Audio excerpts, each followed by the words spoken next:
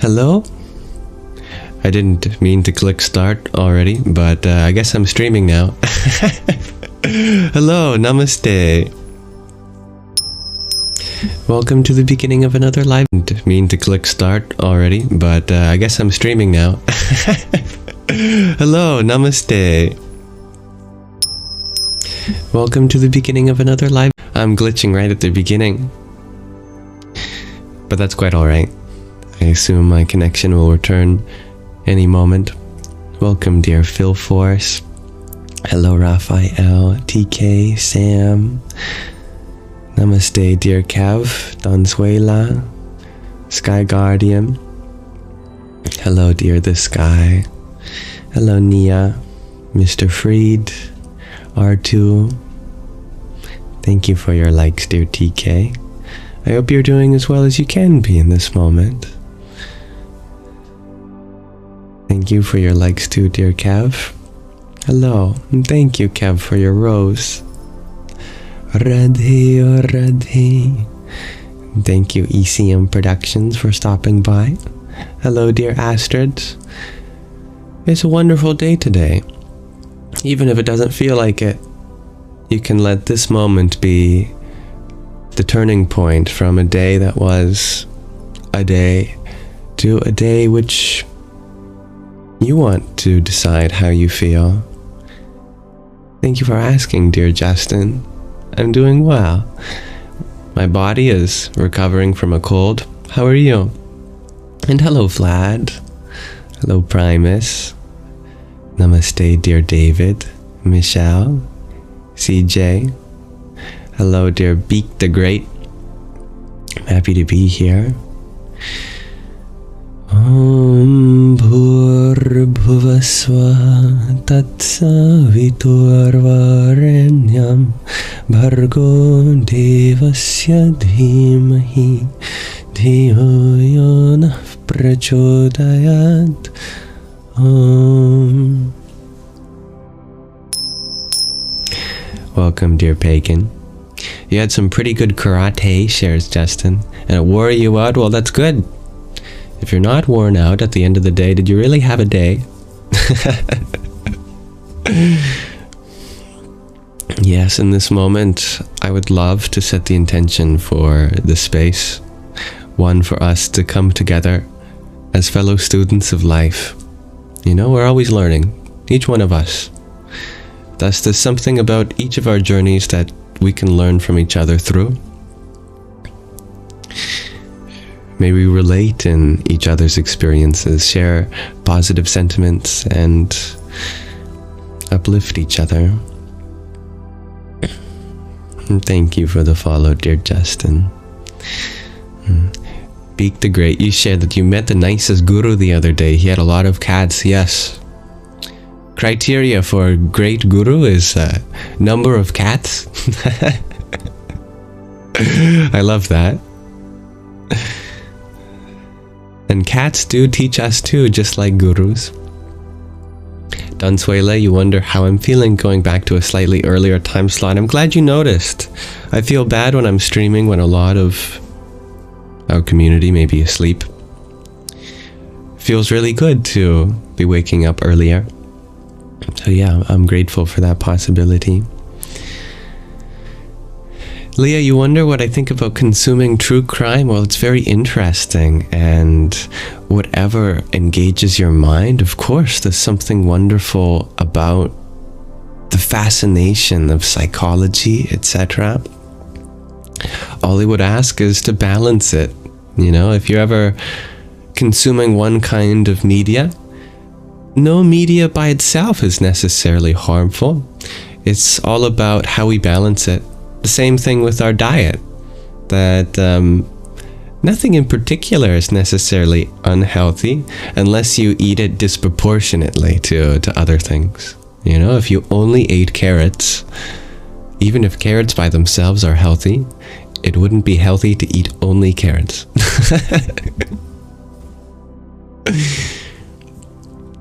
Monroe, you ask if I've been to Shambhala. No, I have not, but it sounds like a wonderful place. Welcome. I'm happy that you have been appreciating the earlier lives too, dear Sue. Oh, dear Sky Guardian, you have something you wish to share with me? Well, I look forward to that. I'm always happy to hear something from you.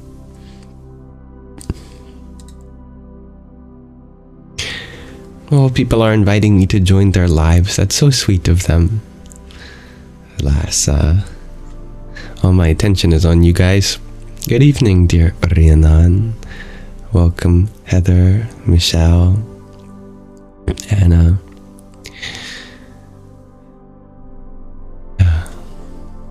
Thank you for liking the live, dear Rhiannon.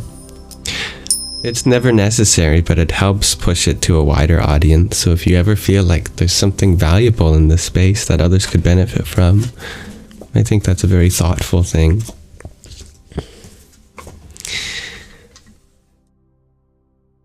Now, I like to structure these live streams with a beginning, a middle, and an end, and I call the beginning Śrāvaṇa.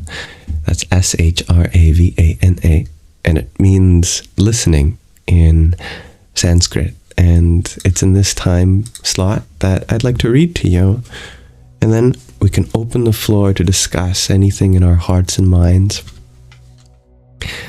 Hello, dear Obanite. Good evening, Zenkra. Yes, I'm feeling a little better every day. Thank you. We're starting a new book. Well, we already started it yesterday. This is our second time reading from it. It's called Moksha, which is another Sanskrit word, and that means liberation. The ultimate goal is to be free from suffering. This book is about that. This is structured just like a Purana, a traditional storytelling medium in Hindu mythology, and I love that, but it takes place in modern times where the divine feminine and the divine masculine, mother and father, have incarnated on earth as our protagonists, and Shiva, the father, is incarnated as Siddh, S-I-D-H. Let's see where we left off. We were just kind of setting the scene, still unsure of exactly how all these characters play into the role that they do and the context. Siddh ate with focused attention, consuming every morsel. Member of the Clean Banana Leaf Club, I noted. When he was done, he carefully placed his leaf on top of an overflowing compost bin and washed his hands. I ate slowly, taking my time. How could I expect him to remember me? I was different then, 5 years ago, newly engaged, happy, in a pink sateen ball gown, blonde tinted curls down my waist. I was considered a beauty. I wondered what he saw in this barely recognizable version of that other self. No longer beautiful, no longer flirtatious, no longer drunk. He had changed as well. From a grey Armani pinstripe to cotton pajamas and shirt, from a lively, humorous outlook to a gaunt, distracted indifference. I stood, washed my hands, and discarded my banana leaf. The boy brought us glasses of piping hot, milky coffee. We sat silently, waiting for the coffee to cool. When we're done, we can walk in the orchard nearby, he said. I have heard that banana leaves are regarded as the golden plate, which is in reference to silver plates, which are excellent for their antimicrobial properties. That is why we have so much silverware. The golden plate is said to be even more antimicrobial, but not actually made of gold, but made of banana leaf, as is still traditional in India. The orchard was a disorderly cluster of wizened fruit trees on rocky terrain. A dry wind rustled narrow silvery leaves that gave a little shade. A funeral procession advanced through the trees with the corpse wrapped in a sheet and quivering precariously on wooden planks carried by 4 men. Shrill chanting and the clanging of metal drums created a lively din. We made our way back to the hotel, not speaking, and soon its high walls topped with shards of colored glass came into view. A purring, air-conditioned bus that would take us to the temple was parked outside, and our guide, a nervous, wiry man in a khaki uniform, clipboard in hand, was ticking off names. Namaskaram, dear Ragnhildr. Sid, what did death tell the boy? I asked as we stood in line, a little disconcerted by my own earnestness. Why won't you tell me? You can't know this, but since that New Year's Eve 5 years ago, I have been walking on the edge of a razor, checking my bleeding feet. This is in reference to the story of Nachiketa, the boy who asked death what is beyond the cycle of births and deaths. You are not qualified, he said without a trace of malice or mockery. I raised an eyebrow. And the little boy was qualified? Yes. The greatest temple in the universe, quote-unquote, was a gigantic, intricately carved stone edifice dating back to the 10th century that grandly presided over run-down, lesser structures that stretched in all directions. This site, we were informed by the guide, commemorated the end of the Great War of the ancient epic Ramayana, and marked the spot where God himself, the victor, did penance for atrocities he might have perpetrated. First time in history God himself is saying sorry, the guide said apologetically. High time, someone yelled to hoots and jeers. We were all administrators from various NGOs, go-betweens, whose idealistic and naive notions had driven us to this point, who garnered little respect, whose daily grind was arduous and for the most part futile. We had been dispatched to this conference ostensibly to bow down to the promise of big data in doing away with world hunger, but our real and unstated objective was to woo corporate sponsors whose self-important executives would arrive in their limos that evening. Over cocktails and a fine dinner of many courses, the hard selling of one particular brand of suffering over another would commence. My competition was single-purpose suffering that was easily understood and costed. Cataract operations, medications for elephantiasis, etc. But I was not discouraged. My ace in the hole was that I was an American representing a Catholic NGO, a critical asset for American and European consortiums who were given the assurance that I, one of them, fully understood their insistence on accountability as being key in providing credible backup for their tax avoidance strategies. Thank you, Rhiannon. After footwear was removed and placed under seats, our self-conscious group made its way into a forecourt jammed with stalls offering the necessary accoutrements for various rituals. Fat garlands of roses entwined with gold thread, strings of marigolds, jasmine and hibiscus, and baskets of fruit, mounds of loose flowers, brass lamps, incense packs, camphor, colored powders, and seeds. Devotees rushed past us in the main hall, greedy to catch a glimpse of the deity dimly outlined within a deep recess. Carnival and desperation permeated the air. Thank you, Finding Bliss. You want promotion, job, money? You want son? I got priest for you, the guide offered, bracing himself as roving bands of priests descended on us and uttered curses when none of us would subscribe to their services. I might ask for a new job, I suggested to Sid. Maybe a new life.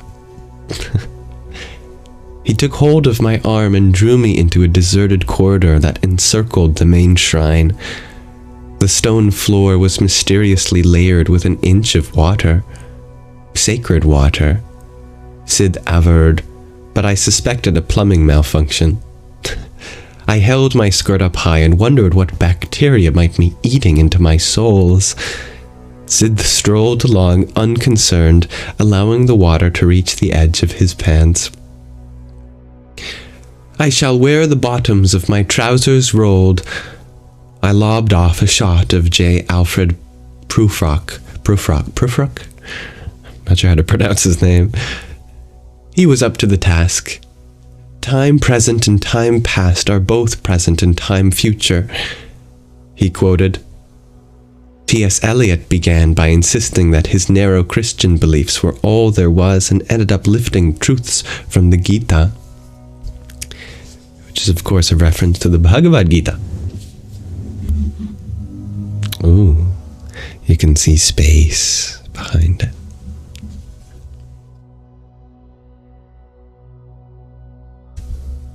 As did Hegel, Schopenhauer, Kant, Husserl, Emerson, I threw in.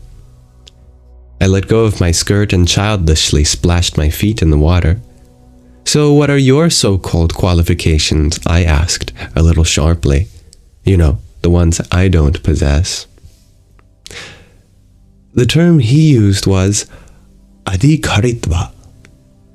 He said he needed to say the word out loud and in that ancient language before he could fully explain it.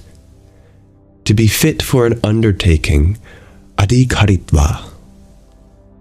To have the necessary qualifications for initiation into the secret of immortality and freedom from suffering. A tall order, I said. Rituals and incantations. These prerequisites are 4 in number, he said, ignoring my attempt at levity. Viveka, the ability to discriminate between the real and the unreal. Vairagya, dispassion. Sama, serenity, with its 4 subsets. Dhamma, self-control. Uparati, withdrawal of the senses. Titiksha, forbearance. And Shraddha, faith in the teacher pending understanding. And finally, the 4th qualification, mumukshutva, an intense burning desire for liberation. Without these, there is no possibility for self-realization. I'm able to discriminate between the real and unreal, I said at once, then asked, taking up the 1st qualification, discernment between the real and unreal. How can anyone view the absurdity of this world as anything but unreal? I should know. The refugee camps where I've worked and still work, places of horror, I have witnessed great suffering, and I have suffered myself. In West Africa, I was stabbed, almost fatally. I've had severe cases of cholera and dengue, the after effects of which are still able to derail me. Pains and fevers plague me. He was impassive, unmoved. I know what you're getting at, I said, shifting the thrust of my argument. I am familiar with the Buddhist idea of nothingness, the Hindu notion about Maya, the illusory nature of the world. I minored in philosophy and He cut me off. These prerequisites are not like those meant for a college course, he interrupted, where objects are observed, tested, measured, studied. Here, the subject is you. Self-inquiry is the method for which solid preparation is mandatory. What do you mean by self-inquiry? I asked. Asking and answering the question, who am I? Surely I know who I am. Do you? He asked. I began to form a question, even an objection, but as we turned the corner, what appeared to be a stone sculpture of an elephant was in fact an enormous, hoary, live elephant that filled a monumental doorway. Whoa, I shrieked. That's an elephant, a real elephant, right there, inside. Will it charge at us? No, he can't charge. Sid pointed to the thick chains girdling the creature's massive legs. The soles of his feet are rotting from standing for hours on this wet floor. He stands here because he is the living embodiment of the popular elephant god Ganesha, and a sight of him brings good luck. On festival days he is laden with heavy honor and trotted out to take part in parades and fairs. He is dying. The elephant cast a bleary eye in my direction. I quickly looked away. "I'm sorry," I muttered and hurried on. We continued our circumambulation. At one of the subsidiary shrines we paused for a few minutes. "I know full well who I am," I said, "as well as who I am becoming. I am a good person, a thoughtful person, but I feel I am shutting down. The past 5 years of working to help settle refugees have made me hard and unfeeling, and sometimes I find myself blaming the victims. Those mothers who did not assert themselves, educate themselves, who will now wail over their dead sons. I find I am unable to sympathize. With a baby pierced by strands of barbed wire, a boy whose hands were blown off by an IED, the vacant stare of terror witnessed and perpetrated, the constant hope that help is near, an unwavering belief in miracles. Could my sense of apartness be your second prerequisite? Dispassion." Welcome, everyone. "Dispassion," he said, "has nothing to do with being aloof, insensitive, or uncaring. Dispassion comes about when you break free from the tyranny of likes and dislikes." We stepped out into the crowded and noisy temple courtyard and joined our companions. The greatest temple of the universe, quote-unquote, had been a disappointment, and the guide now importuned the group to allow him to take us to another, even more sacred spot with a, quote-unquote, 360 top-notch view. A price was fixed and the bus rumbled over a stony road until it came to a top at a modest hill with steps carved into one side. We scrambled up with difficulty, the steps being almost vertical and without handrails or even a twig to grab onto. At the summit was a neat, orderly shrine dedicated to that same guilt-ridden god. The object of worship was a pair of sandals carved in stone. And let's pause our reading of moksha, liberation, there for now. Thank you for listening. So, to understand the secrets of immortality, there are 4 prerequisites: viveka, discrimination; vairagya, dispassion; sama, serenity of 4 kinds; dhamma, self-control; uparati, withdrawal of the senses; titiksha, forbearance; and shraddha, faith. And the final qualification is mumukshutva, an intense burning desire for liberation. Our dear Sid has informed us of the nature of vairagya, dispassion, not from a sense of insensitivity or carelessness, but a kind of freedom from the tyranny of likes and dislikes. It's a beautiful way of putting it. Well, I look forward to continuing in the reading of this book with you next time. For now, we'll pause and continue on with our Sangha. That is the end of our first part, dedicated to Śrāvaṇa. So from that, we'll transition to Manana, where we can engage in Q&A.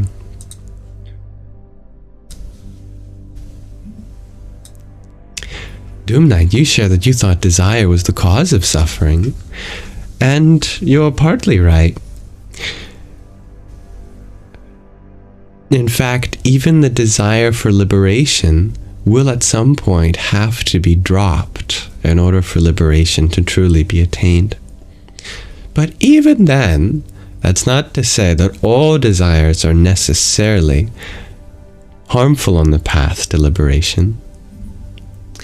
It is just that selfish desires, which is what desires normally stand for, are to be eradicated before liberation has any chance of consuming us. If we want to truly be liberated, we have to shift from desiring for selfish gain, for selfless gain. I'm glad you liked that line, dear grateful human. Freedom from the tyranny of likes and dislikes is powerful. Bars as you share.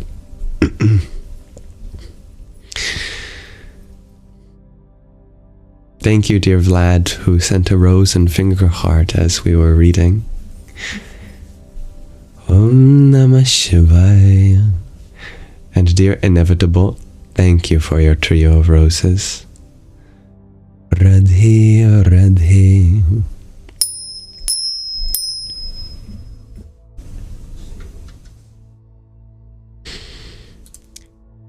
Dear Real Oregon United, you share that the Four Noble Truths answer desire being the cause of suffering. From a Buddhist perspective, you are absolutely right. However, we are reading from a Hindu perspective, and so we have to shift gears in order to translate the word choices a little bit.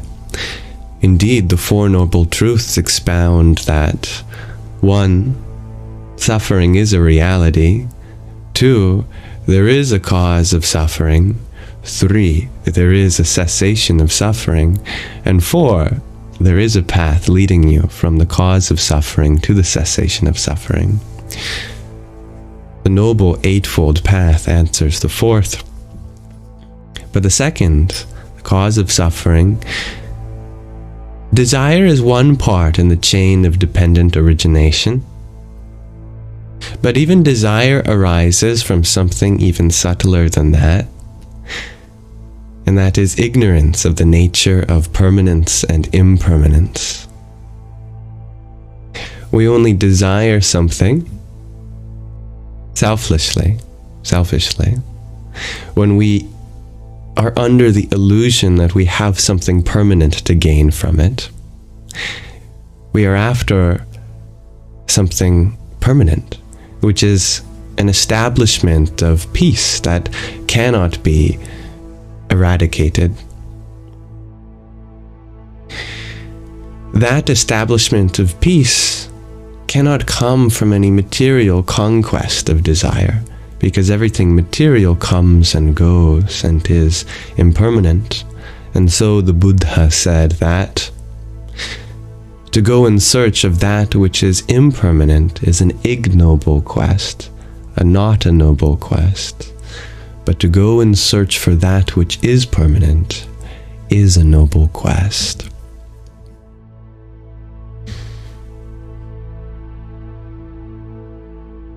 And thank you, dear Vlad, for your finger heart, and Inevitable for your trio of roses, and Dove Darker for your heart me. Om Namah Shakti Shivaya.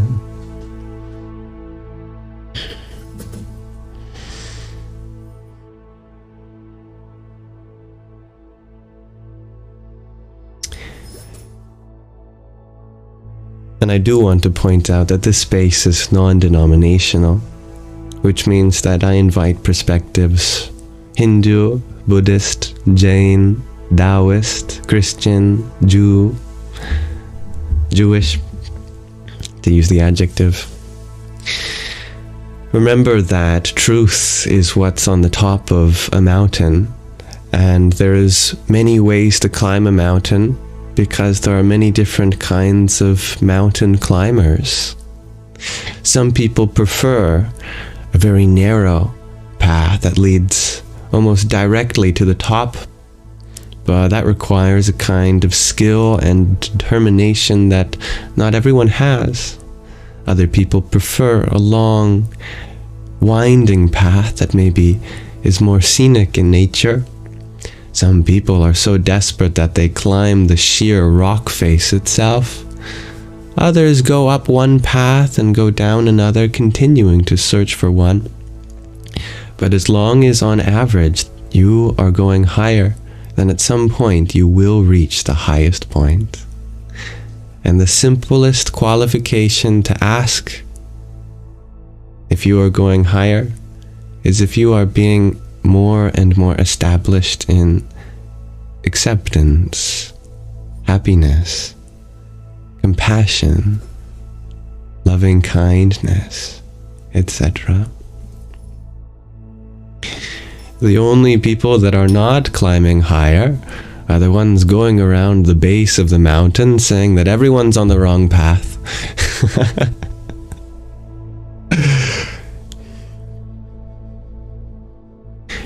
Thank you, dear Isabella, for your trio of roses. Radhe, Radhe. And dear Tara, thank you for your hanging lights.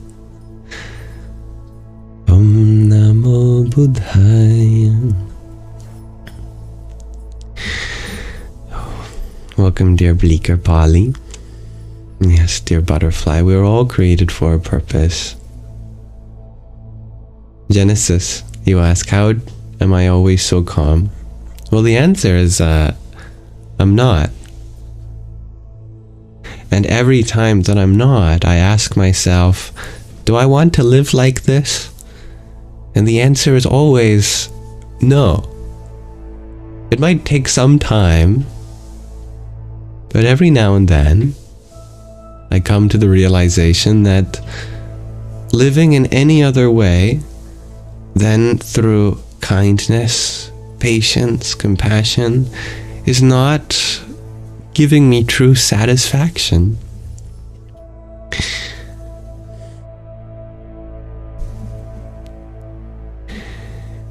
And that's a notable different take from judging oneself when you are not peaceful, because you'll never be peaceful if you're judging yourself.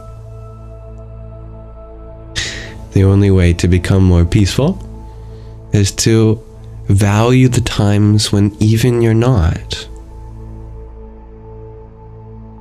Welcome, side quest.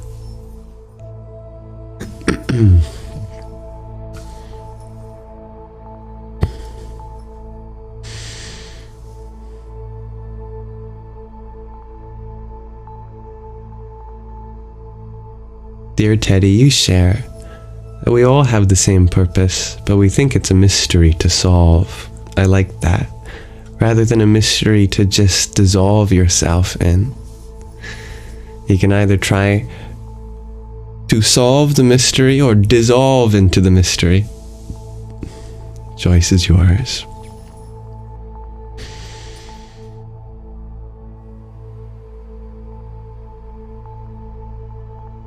Welcome, dear Saki.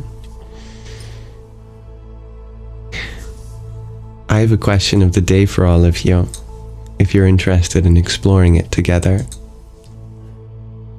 Today I ask, when is it favorable that history repeat itself?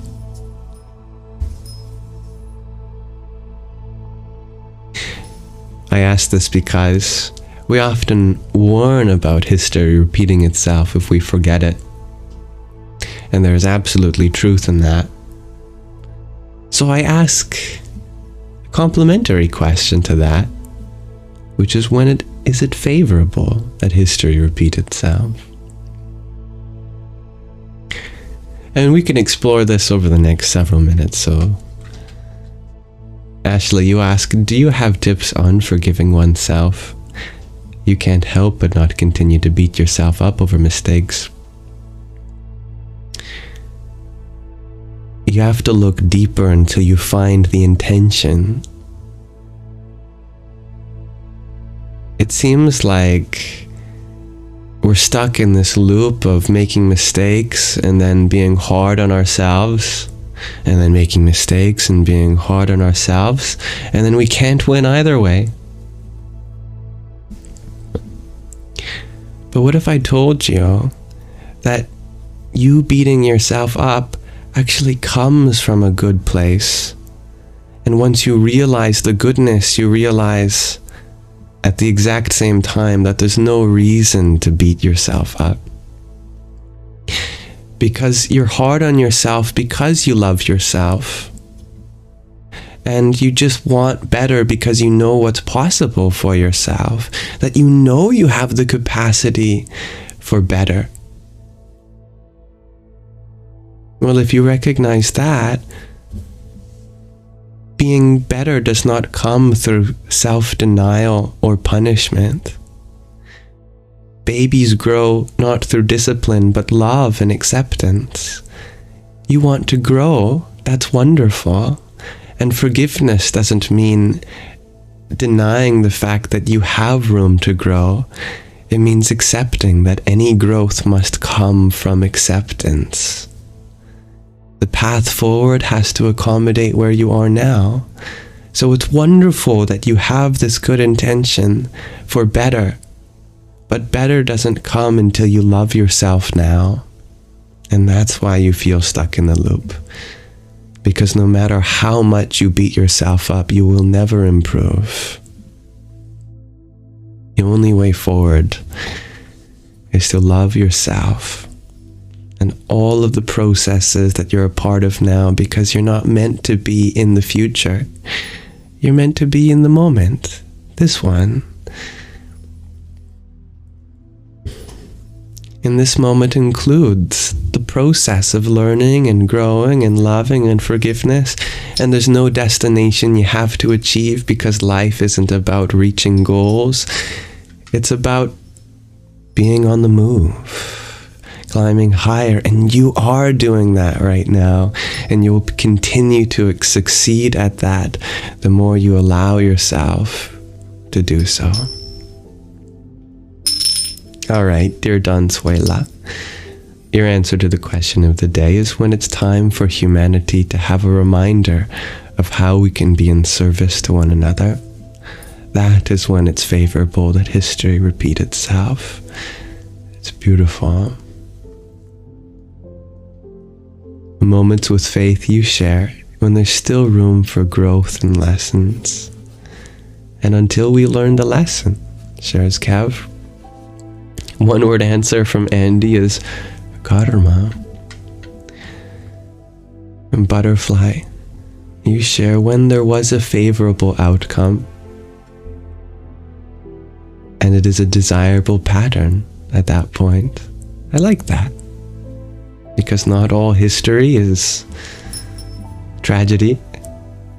We can at least hope for those wonderful moments to return again.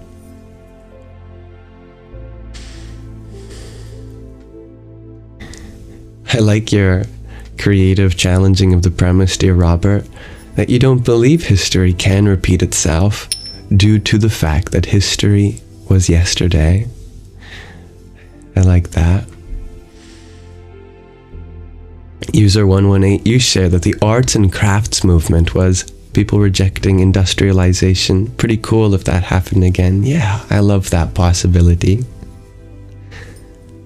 And thank you, dear Butterfly, for the finger heart you sent. Om Namah Shivaya. Moments with faith, you add to what we were talking about before, that self-compassion is so much more powerful than self-criticism. Yeah.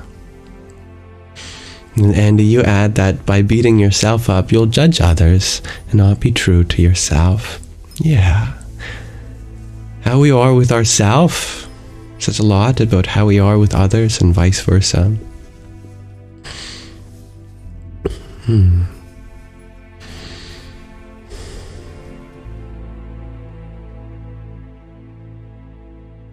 Des, I like your point of allowing yourself to be feeling whatever you're feeling.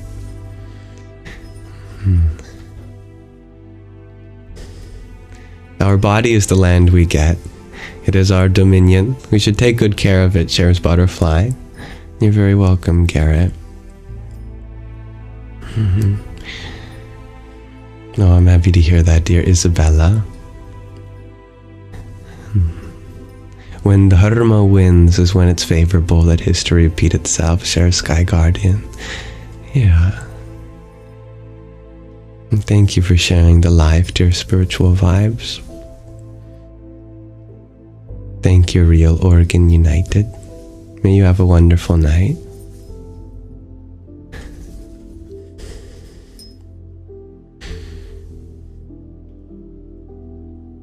Dear Robert, you share that we live with the premise that we can control only this moment, this day. The rest is out of our control. Wise words, dear Robert.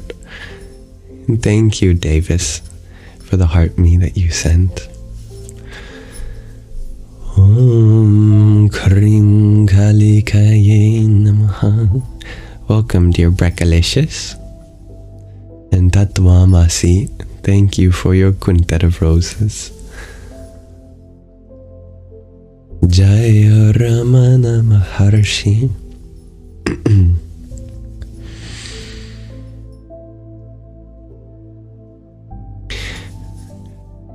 Very powerful words, dear Matt. We can also play the game existence of the end of the beginning of the beginning. Sounds like a riddle. I like it. Good evening, dear Jaderade. Vicky Moon is very kind, and being at work, not being able to hear me, but would love to. Well, if those in chat could extend my love back to Vicky, that would be great, given that they can't hear my voice. And thank you, Braiha, for your heart me. Radhe, Radhe. Welcome, dear Caitlin. Tatwamasi, your answer to the question of the day is when you are ready to be not affected by it.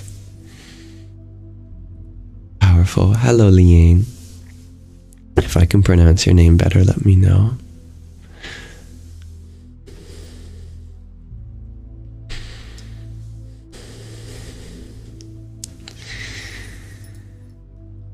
Everyone is exactly where they're meant to be in this moment. And that includes all the opportunities that are available for them, that they have the possibility of pursuing. The tricky thing about the concept of letting things be and acceptance and forgiveness is that we can assume that that implies that anything that we feel inspired to change, we shouldn't be. But know that true acceptance never invalidates the possibility for change, because acceptance means acceptance of the possibility for change too.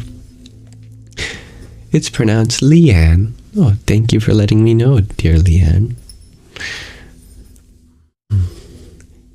Dear Marianne, you share that you think we only experience the universe once, and then we get a new universe when the whole meets. I love that idea.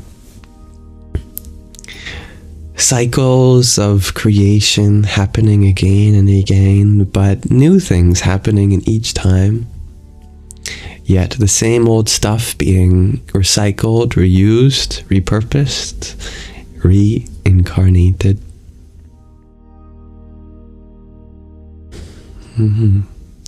It's a great alternative to reincarnation from one body to another, is even if you don't believe in that, you can be assured that who knows what's going to happen if the whole universe were to restart.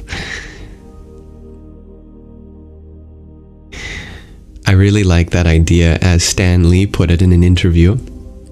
You know, the creator of many Marvel characters and comics. Someone asked him if he believed that life would continue after death. And he said, I believe in nothingness, but I can't imagine that nothingness lasting forever. And when I listened to that, I was like, wow, Truly. Suppose you have an eternity of nothingness. Just suppose. Well, if anything's possible, that possibility happens through eternity. You know, anything is possible in eternity. Hello, dear Polly. You ask, what are my thoughts on the recycling of atoms? Well, that's going to be very difficult to separate. You know, we already have to separate the hard plastic from the soft plastic, and the tin and other metals from the glass and paper. Can you imagine how hard it would be if every time the recycling crew came around we had to separate the atoms from each other? Oh my goodness. I have to invest in an electron microscope. It'd take forever. But our atoms do get recycled. If you think about in our body, our cells are always replacing its molecules from atoms that come from the food that we eat and the air we breathe and the water we drink, etc. Yeah. It's entirely possible that all the atoms in our body be replaced and we are like a living embodiment of the ship of Theseus.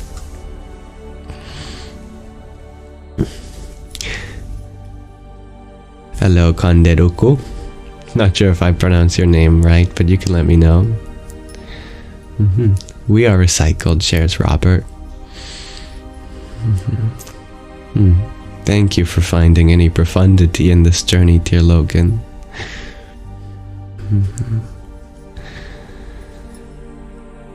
Dadama, see, you share in reference to the question of the day that you get a chance to act on it differently at any time it repeats. I love that. Revolution, shares UK History Talk. Yes. Revolution, kind of evolution. The Big Bang 2 coming to a theater near you. Rhiannon, you share that when you reconnect with what you naturally enjoyed as a child, that's a wonderful thing, yes. That's a great answer. Zoe, I will never answer the question of what I feel about any politician because politics does not unify people. It divides people. And I will never be on the side of division. If this world is to come together, it must come together through something much more local, not at the level of anything in government. All I care is who you vote for when it comes to love and fear. In your heart, you have a government, and that government is either run by love or fear. It makes executive decisions based on selfishness or selflessness. I will never tell you who to vote for outside your body, but inside your body, I beg with all my heart to vote for love. Let that be the ruling office. And I like your challenging of the premise of the question of the day too, dear Doom Knight. History may be favorable for some and not others. And thus the question should arise, favorable for whom? Yeah.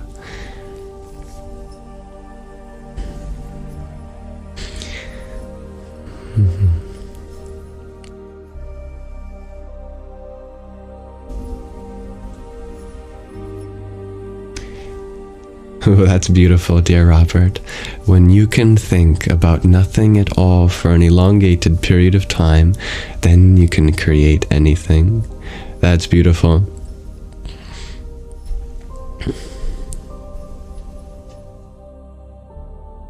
Sky Guardian, you share, wait, protons might not be forever particles because of the grand unified theory. Yes.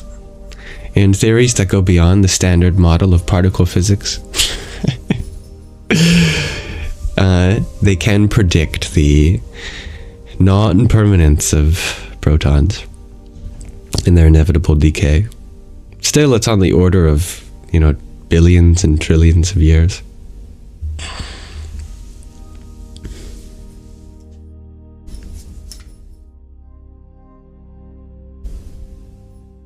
You share favorable for those that learned and will get to redeem themselves. I like that. Welcome, Johnny. Sky Guardian needs protons to decay. Everything else is a lie. I already told you the answer. Protons do decay. Because it's impossible to have a proton in a perfect vacuum. That does not exist. The kind of proton decay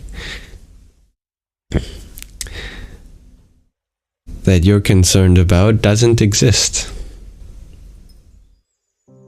The kind that would theoretically happen in a perfect vacuum, but there's no perfect vacuum anywhere in the universe. You need it to decay in a vacuum too. Why? If it existed in a perfect vacuum, then that means you don't exist. Because even if something else exists trillions of light years away, it wouldn't be a perfect vacuum.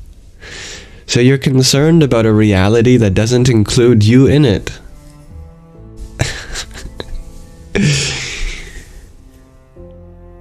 The only reality where a proton can decay in a perfect vacuum is a reality where only a proton exists and nothing else.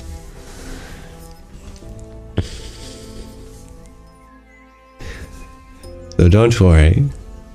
The concept of everything material having a beginning and an end still applies in this universe, even if theoretically a proton would not decay in a perfect vacuum. But wait till I tell you about the elementary particles. Have you thought about that? What about electrons? They don't decay. What about the quarks and gluons that make up the protons? They don't decay. Well, even then, they came into beginning. They came into being at some point, didn't they?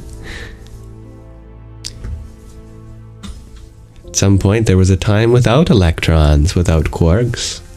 Just a unified energy, undistinguishable.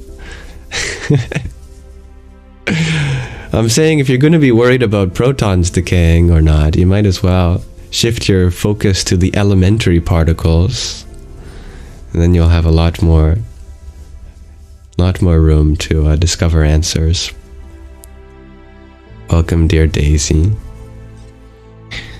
Dear Bethany, you ask a great question. Why couldn't they have always just existed, as time is a construct of humanity? Great question. Simple answer. Everything material having a finite existence informs you about your infinite existence.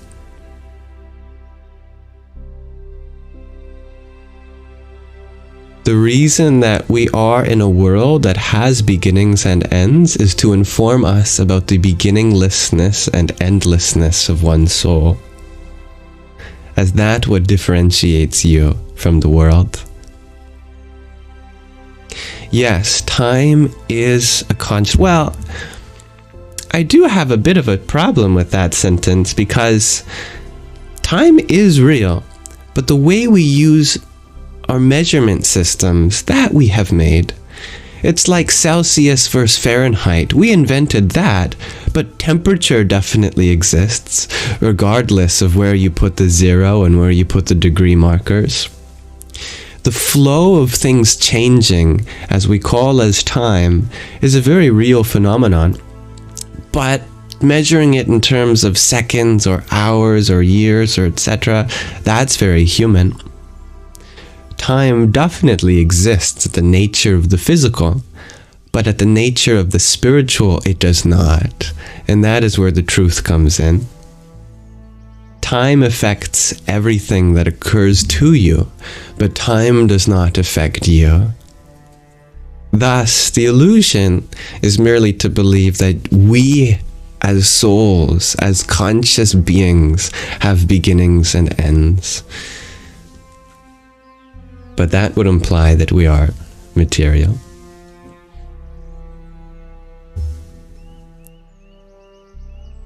Welcome, Try Hut.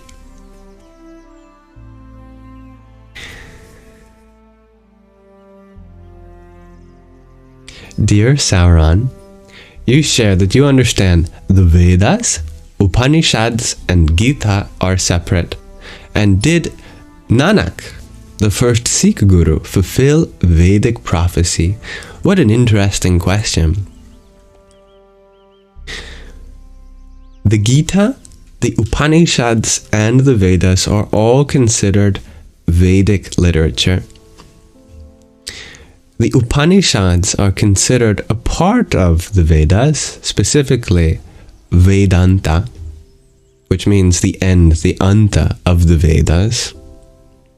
However, by the historical method, not all of the Vedic literature was produced or written down at the same time. So what we normally refer to as the Vedas typically only includes the Samhita portion of the Vedas, which are the earliest portion, the portion of mantras. This includes the Karma Kanda, which is the portion concerning ritual and religion and the functioning of society. But over time, that evolved and other layers of the Vedas got distilled. And it's a personal choice whether you consider those other layers parts of the Vedas or not. You can consider them separate from a scholarly point of view, or you could consider them all part of Vedic literature. That's how we classify the revelations that came out of the Himalayas in ancient India. Of course, India didn't exist as a country back then. So it is more to do with the geography than the nationality. Guru Nanak certainly fulfills many criteria of an embodiment of divinity. And Guru Nanak was a great preacher of unity amidst religions, just as many of the Sikh gurus were. In the Guru Granth Sahib, the fundamental text of Sikhism, or Sikhi, there is included many songs from both, or from each, Sikhs, from Muslims, as well as Hindus. And there are many stories throughout the lives of Guru Nanak and his successors of standing up for Hindus and Muslims, as well as Buddhists. So, certainly, there are many aspects of Vedic literature that Guru Nanak turned over, especially the caste system, which was oppressive and still is. And there are other things that he exemplified beautifully. I think all of this speaks to the fact that the spiritual path is unique to the individual, and we can find universal values in many different religions, and we can find the same truth regardless of what we practice.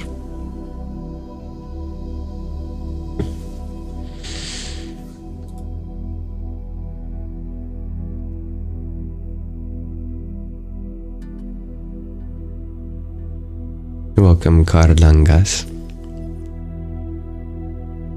The bomb you had asked, are we nothing? Literally, the word nothing means not a thing, not an object.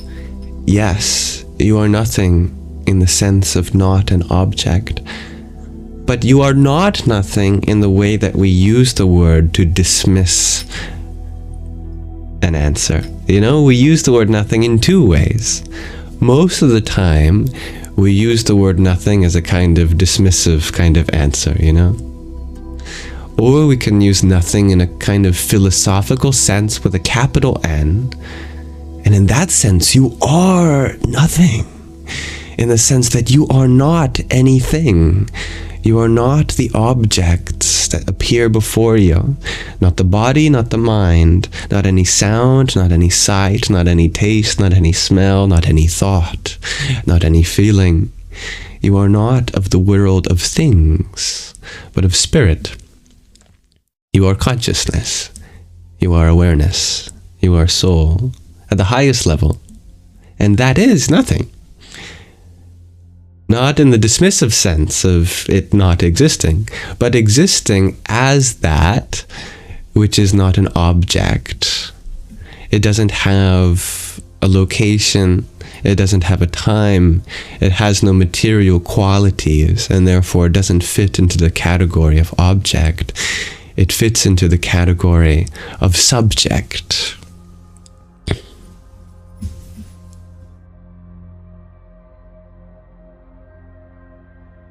Thank you for sharing the live, dear Rhiannon. Oh, it's time to solve a one-piece puzzle. Dear Ragnhildur, you had an answer to the question of the day. When is it favorable that history repeat itself? When we learn from past history and make better decisions. I love that. Yeah. Strawberry Chica, you shared, is favorable for history to repeat itself when the repetition serves the earth purpose. It's beautiful. I love that.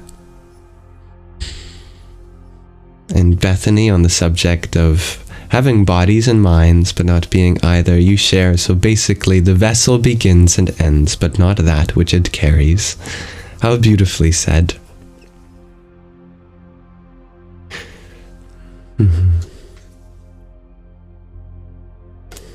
Oh, we have someone with a Sanskrit name here.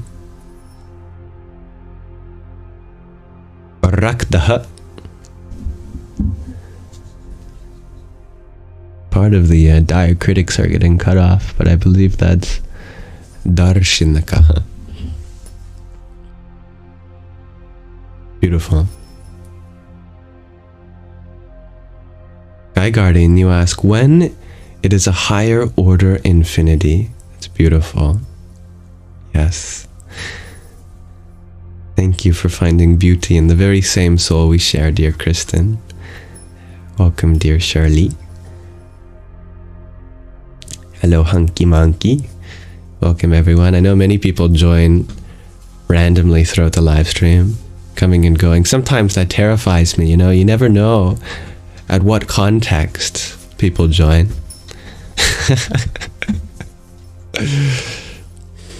Sky Guardian, you like to see the karma kanda like cheat codes you enter in games. Absolutely. That's a great analogy.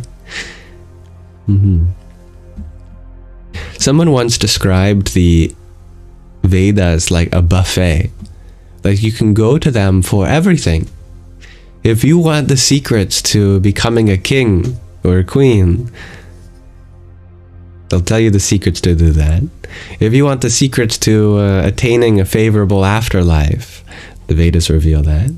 But if you keep reading, you know, which you would only do if you were unsatisfied with those secrets so far. Okay, you've become a king or a queen, you've attained a favorable afterlife, you've unlocked all the cheat codes, as Sky Guardian says.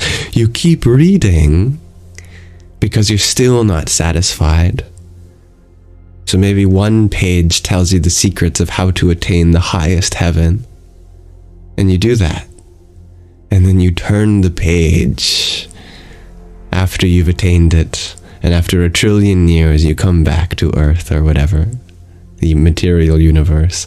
And the next page says, if you are still reading, and that means you are finally ready to go beyond life and death, beyond even the afterlife. Oh, that's where it gets serious, you know. Then you enter the Jnana Kanda, the portion, the Kanda dealing with true knowledge. Jnana. Dalita, you share it's favorable that history repeat itself when you get a nice outcome. Yeah, I like that answer. Hello, dear Sad. Welcome, Umberto, Eileen, and Fluffy Bunny. Dear Bethany, you share in your own journey, you know history repeats itself until you make the choice to learn the lesson. And it's a choice. It is a choice, always. Yeah. And we're so stubborn a lot of the time. I know I am. So often I look back at my own life, I see that I was ready to learn something, but I had decided that I didn't want to. But that's okay.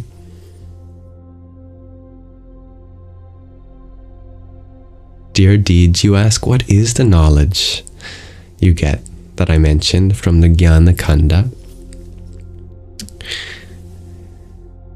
Well, that's exactly what knowledge Sid in our book that we're reading won't reveal to our protagonist until 4 qualifications are met. That's the knowledge of how to be permanently free from suffering.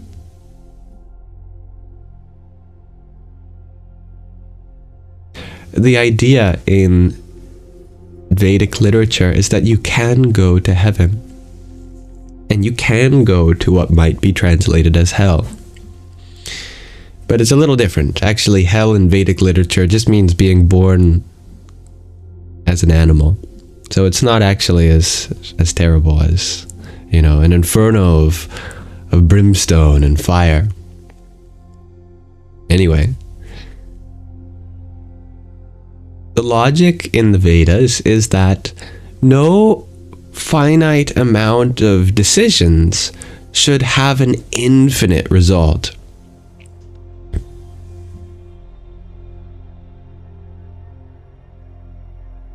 So you could live a highly pious life. You could live the life of a saint and go to heaven. But does one deserve to stay in heaven forever because they lived 100 pious years on earth?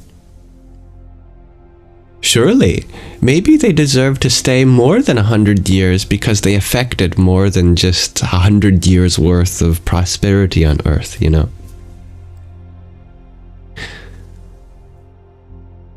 So at some point that vacation runs out and you return back to earth. And the same is true for the lower incarnation, that you could live like a terrible person. You could cause atrocities, but does that mean that you should suffer for literally eternity? So the Vedas say, no, there's a time limit to both heaven and hell.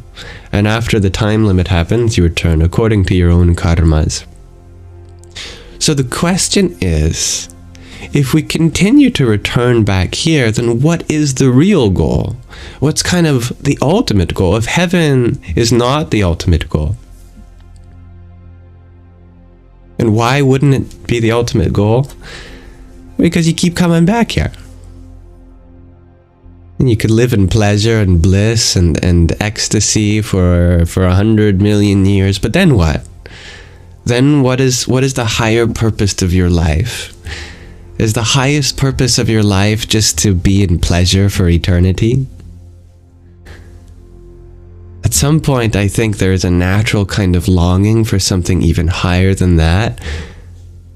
And you might even have an intuitive understanding that higher purpose somehow involves not being in pleasure.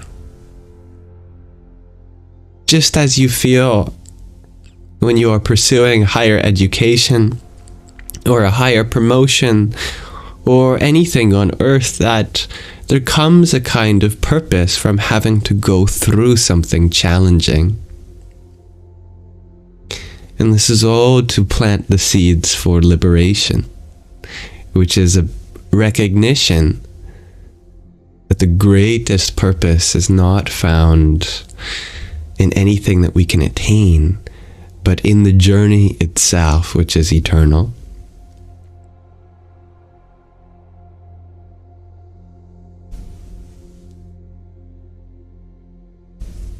But most of us don't live like that. And we're not meant to live like that until we are ready to learn that. Now, thank you, dear Eileen, for the rose and the tiny that you sent. Yippee! Dear Doom Knight, thank you for your rose and tiny too. Yahoo! And Talita, thank you for your heart me and ice cream cone. Radhe, Radhe.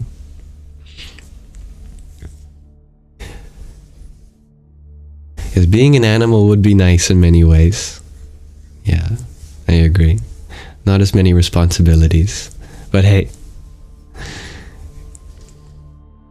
there are some wonderful things that can only happen through taking on really big responsibilities. That's very funny. Rakta.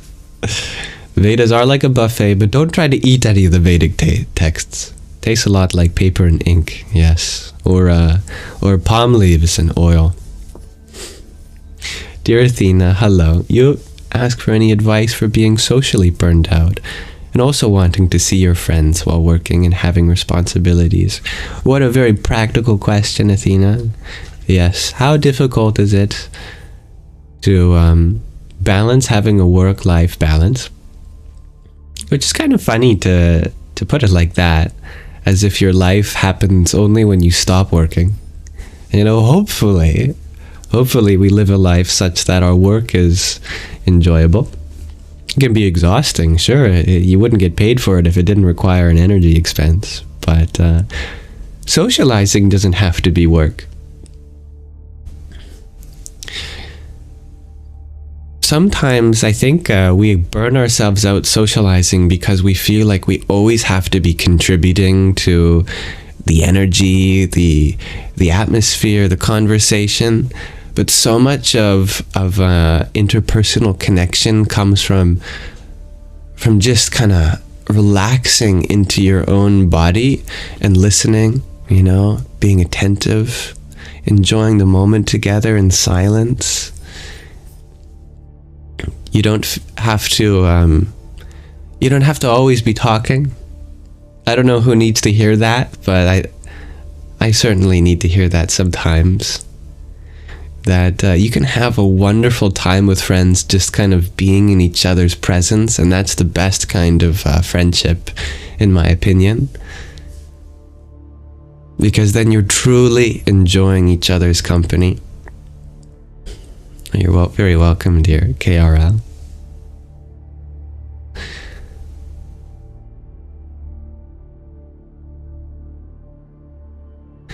And it's a good challenge of friendship too. Do you feel comfortable in the awkward silence? Or do you feel like you always have to be doing something with this person to have a good time?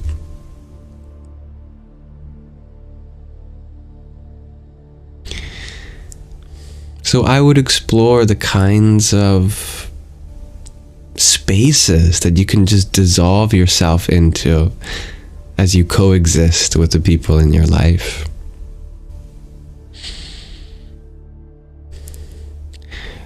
Remember that friendships and relationships in general are not about extracting happiness from the other person, but sharing happiness together. And the joy that comes is effortless.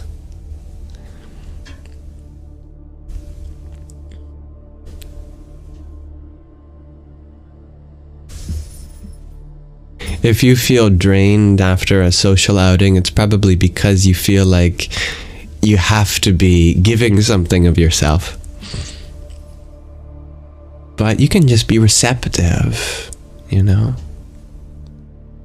Switch the energy flow from always sacrificing yourself to carrying what other people have to offer.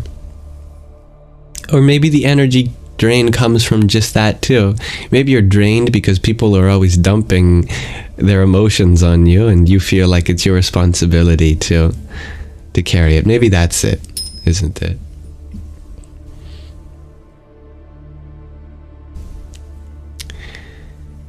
Well, in that case, remember that your duty is not to carry the weights of others. That's the duty of a guru. A guru takes on the karma of the people around them. But the only reason that a guru can do that is because they have a way of handing that off to the divine. If you're receiving all the karmas of the people around you, but then just holding it, of course you're going to be weighed down. So you need a process of either setting boundaries before you're at that point, or a process of handing that energy off to the universe, because it's not yours to carry. And practically that means that you simply listen to those around you and what they're going through and offer your experience, but you don't feel like it has to be any other way, because your emotions and their emotions are not a reflection of the true self, which is beyond them. And if you feel like you got stuck in some emotion, prayer and meditation is great for that. You can just hand that off to the universe, to the divine.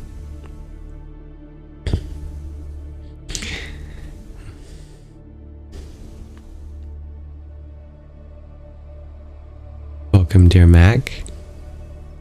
Welcome, Sleepy. Thank you, Catherine, the wise old owl, for your balloons. You share that I look like a professor now. Oh my goodness. You must have had some pretty casual professors. I'm not sure if I bear the face of academia.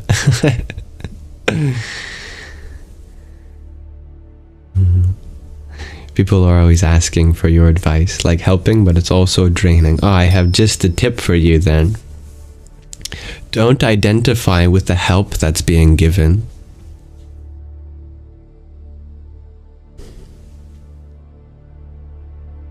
Give help. Are you sure you don't help? You feel that they might get offended. Oh. Well, if they're asking for advice and they get offended, they set themselves up for it. It's good that you should worry about giving advice to people that might not be receptive to it. But if they're the ones that are literally asking for it, then yeah, please don't worry. That is kind of the qualification for giving help. But remember that you're not the one helping.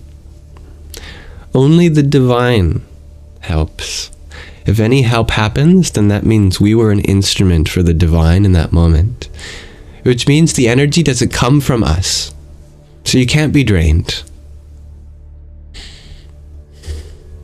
It's like plugging in an electric guitar into an amplifier. You know, after you play all the notes, the guitar doesn't go, "Ugh, I'm tired." But your electricity bill may exemplify such a sentiment. And in this case, the bill goes to God, if you know that the divine is the one which is helping. If the divine is the one helping through you, then you can help and help and help and never get tired, because you're drawing from an infinite source. Purple Pepper, you wonder where my videos went. I'm sorry that you missed them. There is a link in my bio that has a frequently asked questions document, and I would love for you to read that, and I hope it answers any of your questions, and I'd be happy to clarify anything additional. And Athena, you share that you feel guilty for not helping them, even though you logically know that it's not your responsibility. And you guess that has to do with your family's history and patterns. Thank you so much for your collaboration in working through this together. I love your input. It certainly helps. You have a lot of wisdom that able to apply in your own situation, and that's a very wonderful thing. Yeah.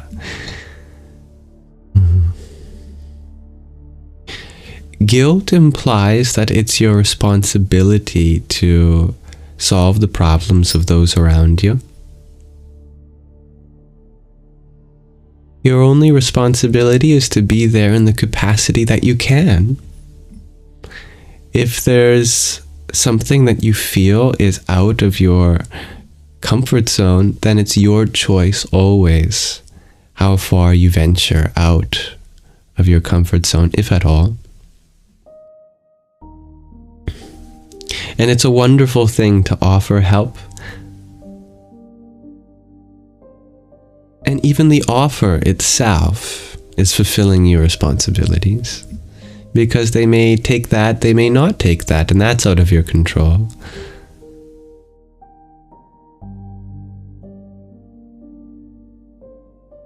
And you share that it might be connected to your family's history and patterns. Yes, sometimes our family may depend on us for things that they don't have to. And that can set our patterns of personal reaction up in such a way that as we get older, we feel like we have to be the ones solving the problems, carrying the emotions of everyone around us, and therapy can really help with that. Another therapeutic means of attending to our past.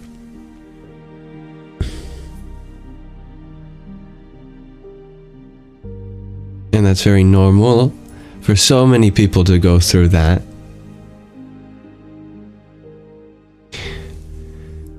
I think what happens to a lot of people as they grow up is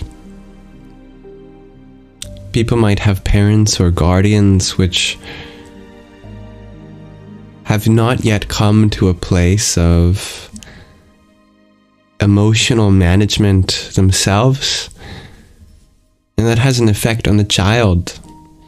That now the child has to become receptive to their parent or guardian's emotions in order to know when it's a good time to express themselves and when it would be unsafe to do so because our expression would be rejected. For example, our love would be rejected. And then what happens is you become an empath, is that you grow up to be extremely sensitive to the emotions of people around you because you had to, as a self-defense mechanism, as a trauma response, really. And that's the start of a wonderful gift, because empathy is something beautiful and something the world definitely needs. And I think at a very deep level, the reason so many people in our generation and previous and surrounding generations have gone through such a similar story is because the world needs more empaths, and that's just the kind of mechanism that the universe creates its empaths, unfortunately, perhaps. But that doesn't mean that you have to live with this gift and be burdened by it simultaneously. There's a way of healing from the burden and having the blessing exemplify itself. Hello, dear Sophie.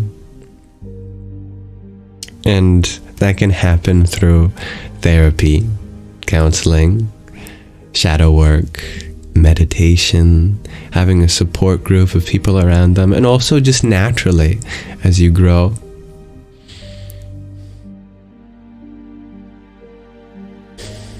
I think the key for a lot of people right now is to simply understand that other people's emotions are not a reflection of them.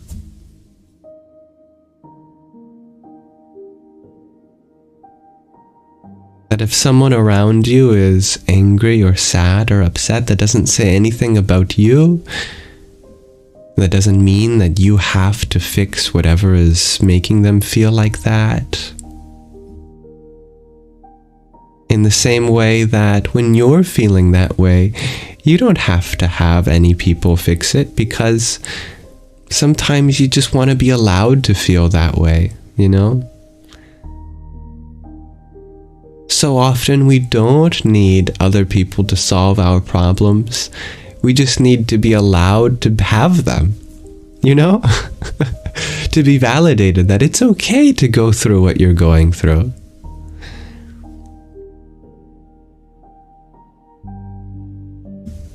And there's a kind of deeper happiness that pervades one's feelings when that happens. If you allow yourself to be sad or anxious or even angry, the allowance of that doesn't remove the feeling, but it brings in and ushers forth a kind of peace that pervades it. That at a spiritual level, you could be peaceful, and at a very human level, you can be sad at the same time. And so if you recognize the truth in that for yourself, then you can recognize the truth in that for others too. That if people in your life or in the world around you are experiencing negative emotions, maybe all they need is to be allowed to feel like that. And the best way you can help with that is within yourself, allowing that feeling in them to be there, and in yourself too. I hope that helps anyone who's feeling so empathetic for another person's emotions but struggling to bear them. Welcome, dear Richie and Vox. And thank you for echoing empathy, compassion, and unconditional acceptance, dear Echo. Wow, you can probably hear my sinuses stuffed up. This body is recovering from a cold, but I'm feeling much better. Thank you, Isabella, for your finger heart. Om Pram Hanumate Namaha. You're very welcome, dear Athena. It is my honor to be able to share that. And as I said before, any help that has come from the divine. So never feel like you have to look for it in any other place than in your own heart. Oh, thank you, dear Leah. I'm really glad that you are grateful for this space, as it helps me know what I can continue doing. And thank you for your hope for a speedy recovery, dear Sophie. Dear Billy, you share it's favorable that history repeats itself when brave people stand up for injustices and make changes and growth in society. Powerful words, dear Billy. Yes, thank you. Good night, dear Sue. You're starting to fall asleep sitting up. Well, you must be relaxed. That's probably a good thing. Yes, put a pillow below your head before you fall asleep on anything harder than a pillow. Hello, dear Socks. I'm happy you find relaxation in my voice. I know my voice sounds a little stuffed up right now. I hope it's not too annoying. Oh, I'm happy to hear that too, dear Danny. It's a law of physics that information is always delivered to exactly the right destination. It's true. Dr. Richard Feynman, famous physicist, that was his doctoral thesis, I believe. He was able to prove, given the assumptions of quantum mechanics, like that information is always conserved, that there is not a single interaction that happens anywhere in the universe in which information is wrongly delivered.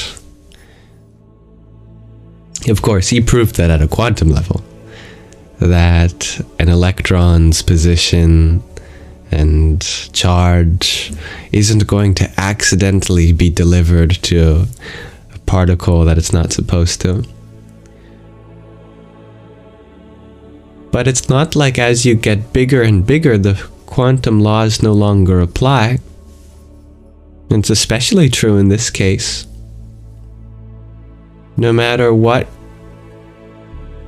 species you live as, no matter who you are, this body, this mind is made up of the very same energy that Dr. Richard Feynman proved that thesis for, which means that every personal interaction at a quantum level delivers exactly the information which is necessary.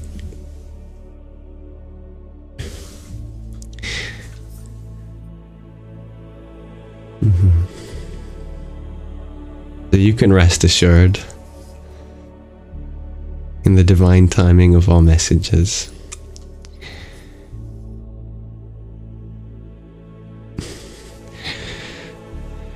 Thank you, dear Leah. If you find any wisdom in these words, it is because you have been able to connect a part of yourself with them, and therefore the truth was in your own experience this whole time.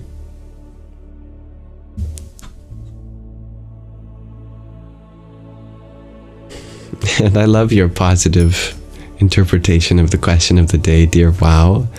It's favorable every time it does repeat itself, as there's always a lesson to learn for us and others. I like that. Good evening, dear Lanny. You think you'll just be a listener tonight as you've had an extremely emotional day. That's entirely understandable, and if you just need the space to process your feelings in silence, that's great. But thank you for saying hi. And if there's anything you want to express about your day, I hope to be a good listener myself. Thank you, Leah, for your heart me. Radhe, oh Radhe. Bethany, you share I always pop up in your feed when you need a nudge back in the right direction, a wonderful guide.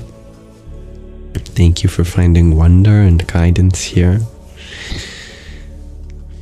I trust that if I am able to set my limited self aside and just let the universe speak to whoever needs to hear its words, that all is meant to happen.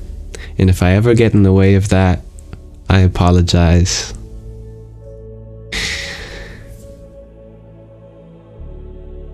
I must take accountability for anything less than making your day more peaceful, more blissful.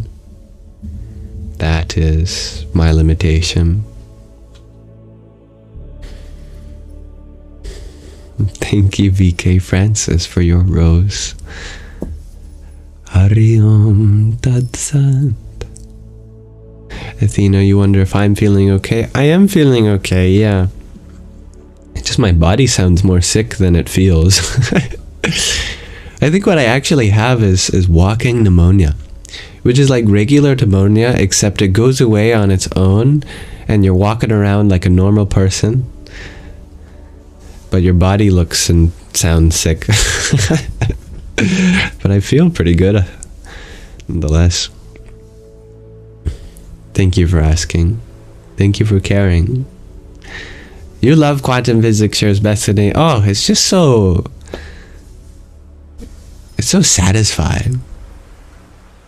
Regular physics, very useful, very satisfying in a different way. But the unintuitiveness of quantum mechanics, or you could say a spiritual kind of intuition behind it, very satisfying in other ways. Dear Ophelia, one who has a very beautiful Tibetan name. See if I can read that.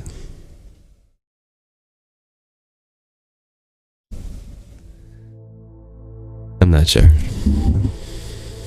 But if I were to guess, the most common thing written in Tibetan is Om Mani Padme Hum. Jewel at the center of the lotus, but it doesn't seem to be that many syllables. But you write that everything is made up of the same energy. We're only separate for a time. Always these things repeat so that we can learn from these experiences until we've all learned. That's so trusting. And I like that a lot. You're a quiet egg at the moment as well, dear Sovereign, and you're welcome to be. And please feel free to engage as much as you want or not at all in this space and come and go as you please. Billy, you ask, am I able to imagine how I'll feel in the future? And people aren't as amazed at my wisdom because I'm older. What a fascinating question.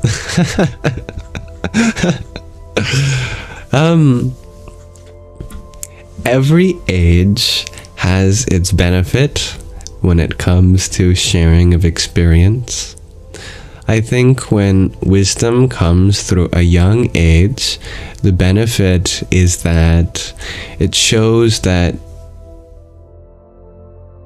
all the lessons that you need to learn can happen according to their own timeline, and that you're allowed to be different than the status quo. And there's something very youthful about timeless messages, isn't it? I think that's the benefit of it. And when it comes from someone who is older, that it just feels more appropriate in other ways, you know? Like when a certain message is delivered from someone with gray hair or maybe a white flowing beard. You know they mean it. There's a kind of insurance policy that they've lived long enough to really understand that. And so there's a benefit in that too.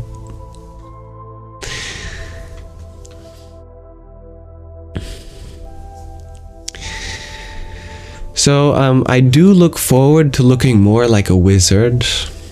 And I feel like the more I look like a wizard, the more assurance my words will have.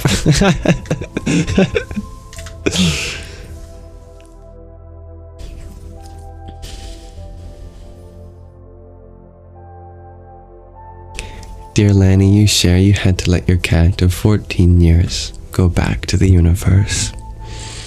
That does sound like a very emotional day. And completely understandable that there's a need to just process that. Yeah. It's like losing a family member. It is losing a family member. But you said it well. Going back to the universe. Mia, you wondered why I picked the nickname? Yeah. Oh, I didn't pick it. The universe picked it for me. And Sophie, you share that you hope all the silent viewers are having a good night and that things get better if you need it. I love that. Yeah. Thank you for reminding me to engage with the silent users too. What a wonderful opportunity.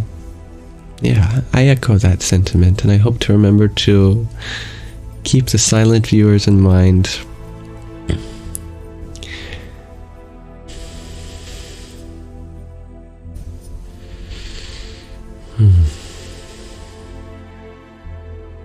Thank you, dear Athena. Bethany, you share that quantum mechanics is like the baby of science and spirituality and feels like magic. Yeah. Many of the great quantum physicists at the turn of the 20th century, they spoke very highly of ancient spiritual texts, including Robert Oppenheimer, Niels Bohr,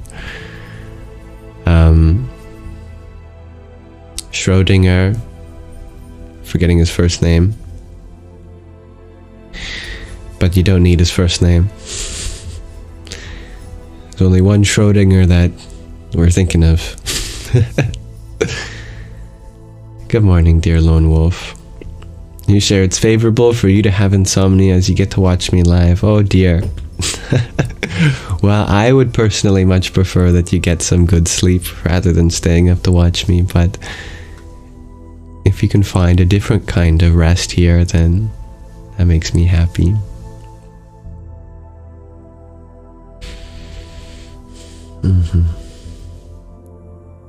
Sky Guardian, you share you'd rather be gone by 50 because you don't want to be old seems painful. I understand where you're coming from, but at the same time there's many lovely and wonderful people here that are older than 50, and I wish to validate that you are at a wonderful age as you are. I imagine, yes, we can empathize with the fact that the body has its limitations, and those limitations become more obvious as we get older. But if we're only living life to try to run away from pain and seek pleasure, then we have yet to find true life. Isn't it so? Ursula, thank you for your heartmeat.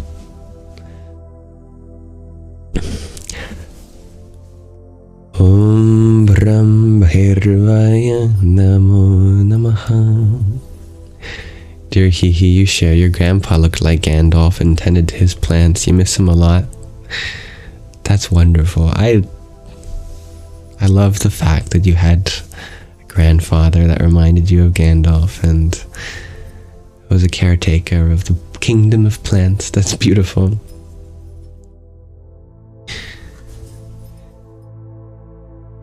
May Gandalf the Grey return as Gandalf the White. Gandalf the White.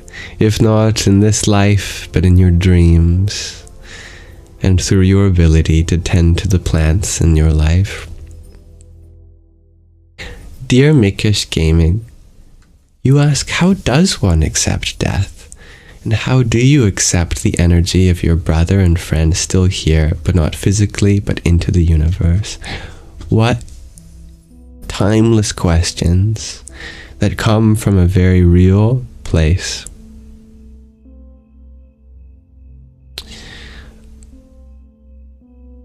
I can certainly empathize with the difficulty to accept death.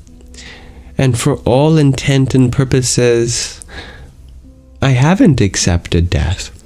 But the thing that I've come to understand is that you don't have to accept death. Accept life. If you accept the preciousness of life, then you'll live every day without fear of death.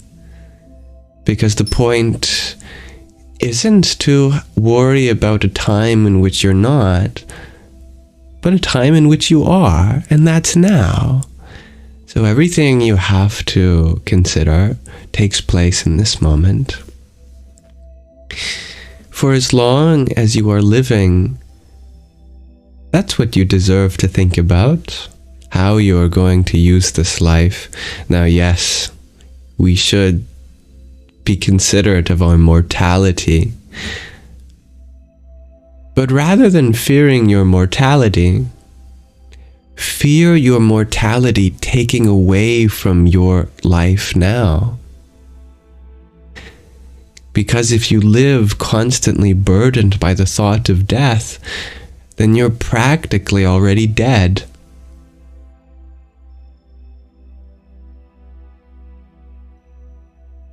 When you fear death, you fear your life coming to an end. But you can't expect your life to even begin if you're already worried about tomorrow. For as long as you live today, you know, death is not our business, really. Because it's not like we can change the fact that all things that come into being must come out of being. Therefore, it's not our duty to try to change that fact. Instead, our free will exists at the level of what we are capable of right now. And our capacities are only going to be limited by having some affliction of death. A wise man once said, "I do not fear my life coming to an end. I fear it never having a beginning."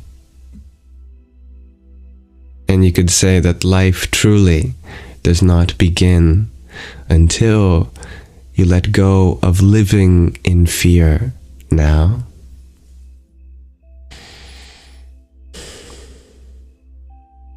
It's something that they say over and over again. It's become a cliche, but for a reason.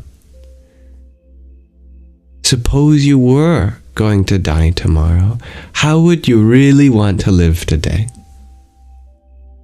Now, for a while, I hated saying that, or when other people would say that, because truthfully, in that moment, I would probably grieve. I would be very sad and depressed, and I might just live in my bed and not get out of my bed until I died.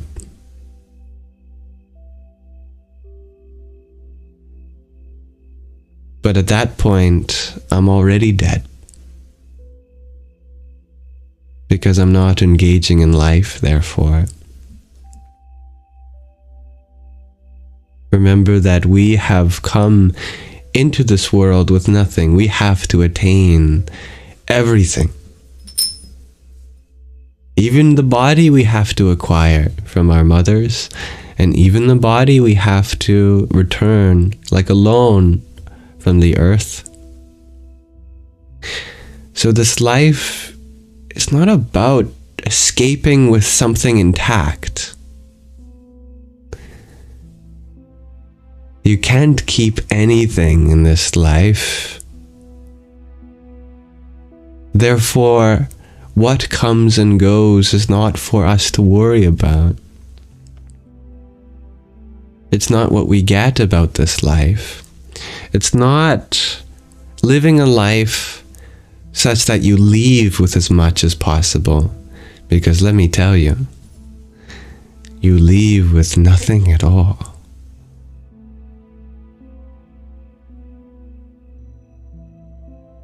It's not what we leave with, it's what we leave behind. It's what we leave the world with. That this investment has been made for us to make this world a better place than when we found it. And that doesn't require much effort at all. Are you bringing joy into this world? Are you bringing love into this world? Then you are fulfilling your purpose. Are you bringing an ear to listen? Not the physical kind, but the spiritual kind in our metaphorical heart. Are you bringing compassion into it? Are you bringing purpose? All of these things we have to give the world. And since these are things that you do not gain from the world, then why should you fear losing them at death? Because they are part of you.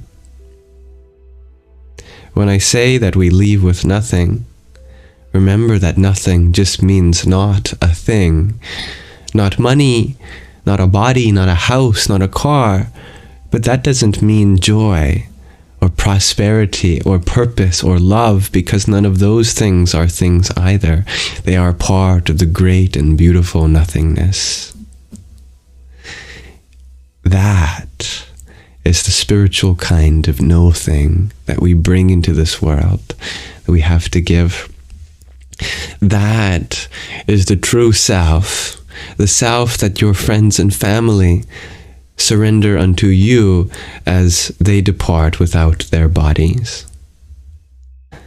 That if you are loved with the joy and love and purpose that another person gave us, then you are loved with their true self. And so, they may not have a body, but they never were their body anyway. They had only acquired it in order to be an instrument to give you their true self, which is in the form of love.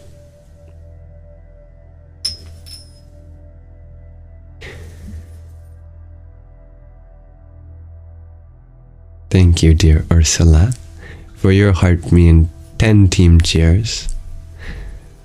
Om Namah Shivaya. And dear Isabella, thank you for your finger heart. Radhe Radhe.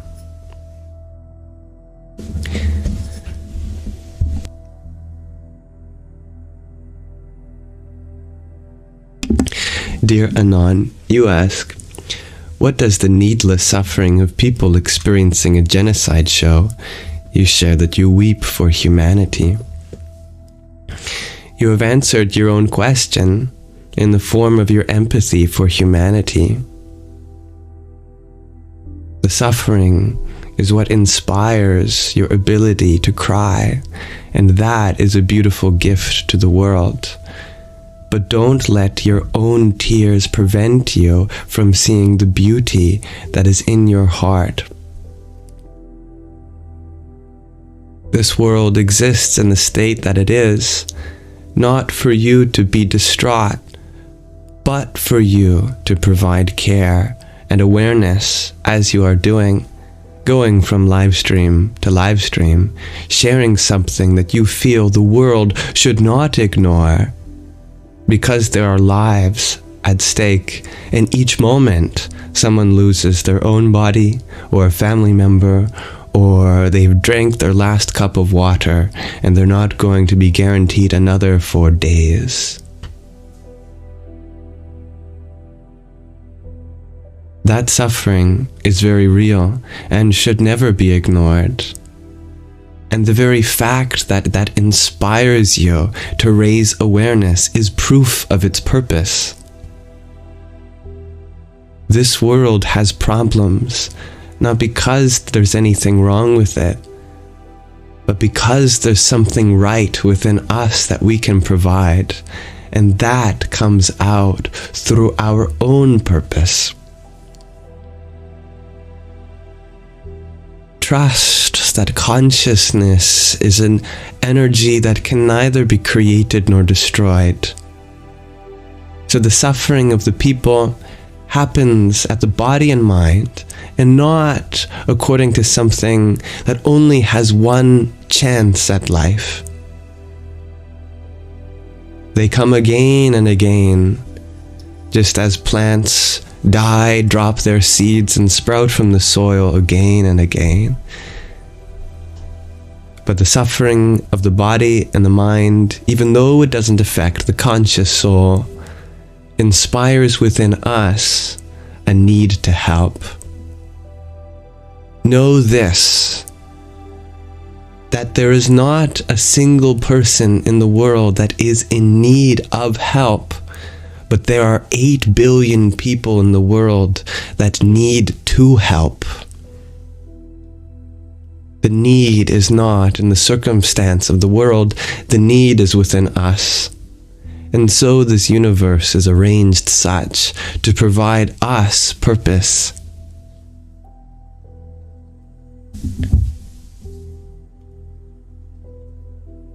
So when we say that there is needlessness to the suffering, that is correct at the level of the world, because the need is not there in the world but in us.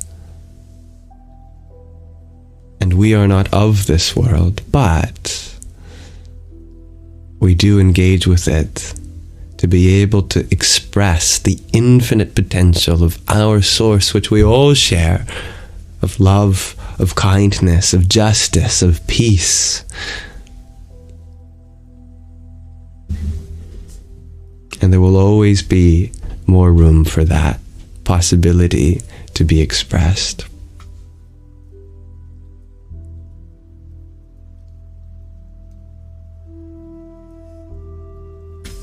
Dear Sophie is going to sleep now. May you have a wonderful rest. May your deep sleep be rejuvenating and your dreams meaningful. Namaste, dear Loopy Lane.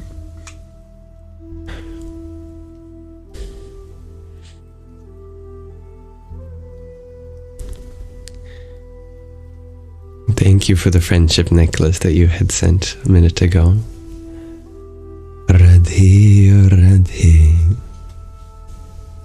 Dear Unlocked Minds, you ask, how did I get that background video loop? Oh, no, this is a tapestry on my wall, you can see. It just got, sorry for the crackle. It's got built-in effects. It's all practical. Thank you, dear Catherine, for the friendship necklace you sent to. Om Namah Shivaya.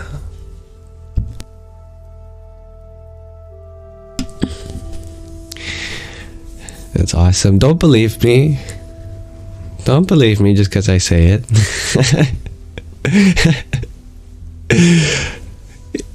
I'm using a blue screen.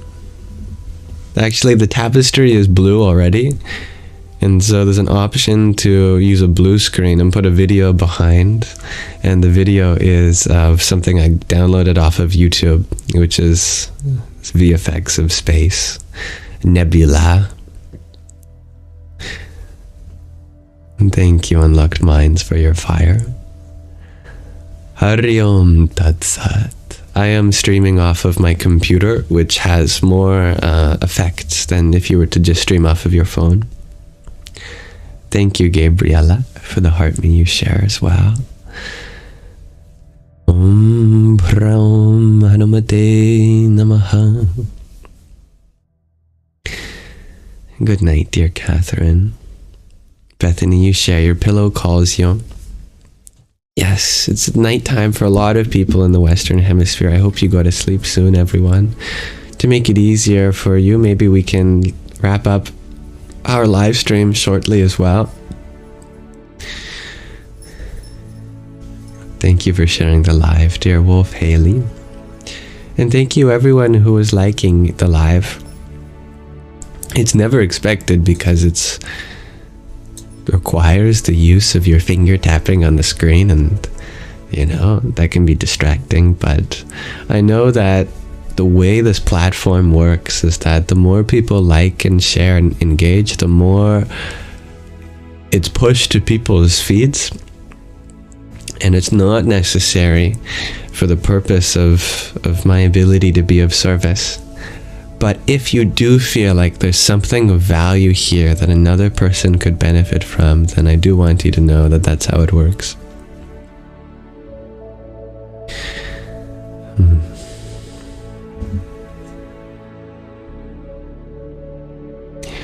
Oh, some magical words in Hebrew. Thank you, Unlocked Minds. Shalom, shalom. Dear Billy, you share that 2 days ago was the 37th anniversary of your dad's death. He was only 43, and he was scared and didn't want to die, but he knew that he was going to die. That is very unfortunate. We can hope for our loved ones that at the very least they have a peaceful transition. And it just goes to show how much they want to be in our lives. That's a beautiful thing. No parent wants to leave a child behind, especially when there's so much more that they have to offer. But don't worry, dear Billy. I imagine 37 years later, and you're still learning lessons from the time you shared with your dad. And isn't that a miracle? There's something about your father that continues to evolve with you and as you, and I bet your relationship with him has gone through ups and downs even beyond his body.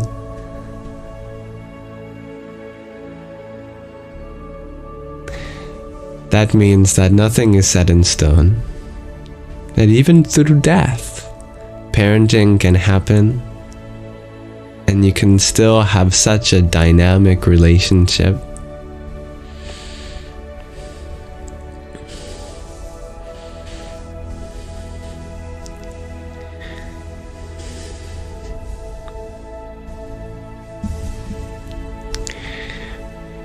And the state that they were in before they died is not necessarily a reflection of their energy now. They might be afraid at that time, but that doesn't mean they're going to be afraid forever. No. I believe that peace and happiness is the ultimate destination of all beings, even if they don't attain it in this lifetime.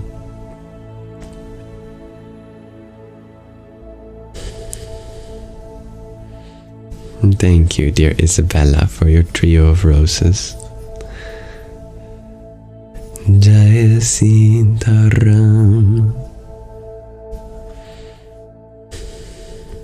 You share that you wish you got to meet your kids and to become an old man. Who knows? Maybe he is one of your children.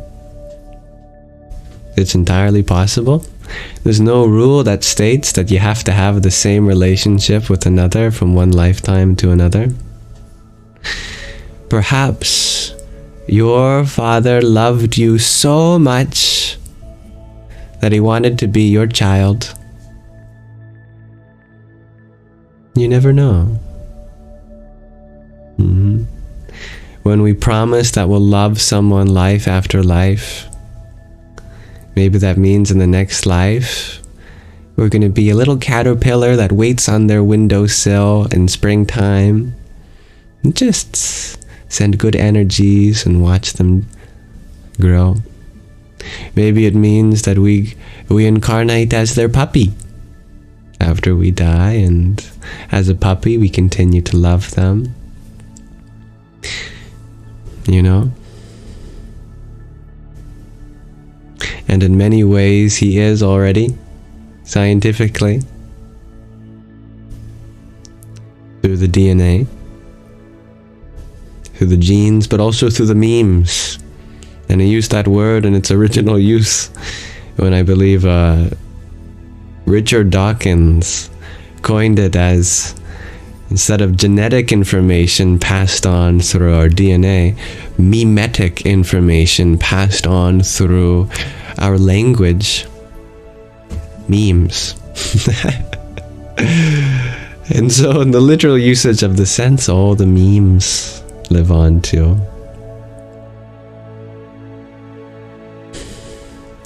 Dia, you share in reference to the question of the day, it is favorable that history repeats itself when you are rewriting it. It's beautiful. And Billy, you share your younger son's middle name is your dad's name.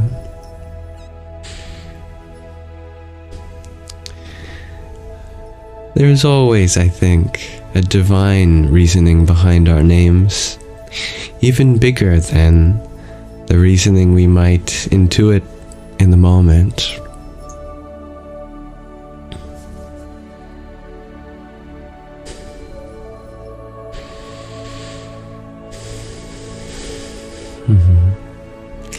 And double RF, LRF, LRL. Ruffle. That's how I pronounce your name. You share, it's funny sometimes. You think, what would grandma say about this? Then you hear it. I love that.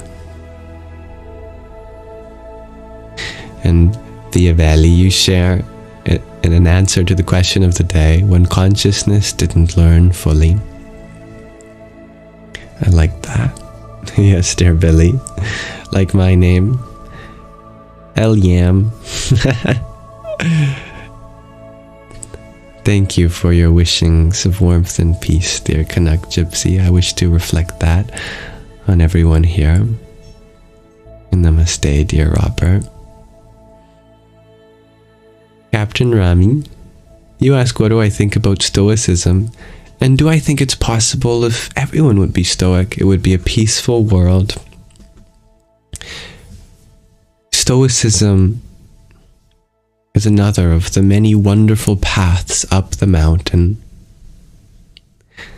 And yes, the world would definitely be a peaceful world if everyone was Stoic. But you know what wouldn't be peaceful? Being attached to the idea that the world has to be the same way within everyone in order to find peace ourselves. Because as long as the world exists, there is going to be a diversity in the paths we all choose to find peace. And so without acceptance of that, we won't be able to find peace ourselves. We can be the best Stoic that we can be each and inspire that kind of peace around us. And we can find the similar truths expounded in different ways up the same mountain.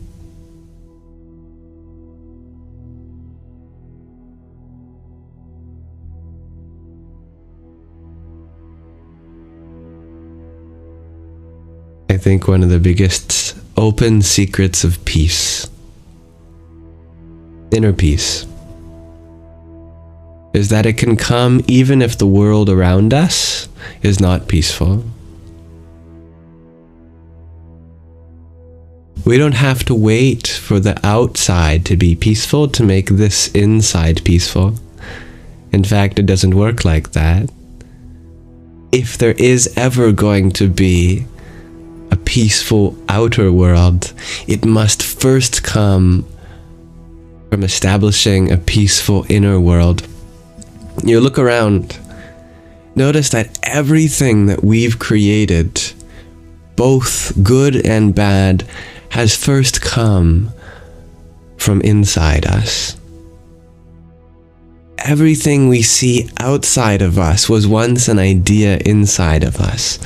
From the kinds of clothes that are in our wardrobe, to the designs of architecture, the ways in which we create and run our infrastructure, the paintings that we put on the canvas, the music that we make, the dances, all of that first comes from within.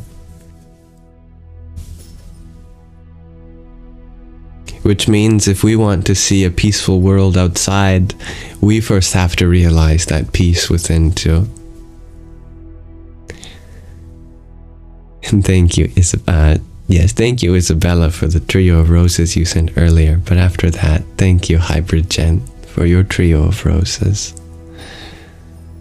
Om Namah Shivaya.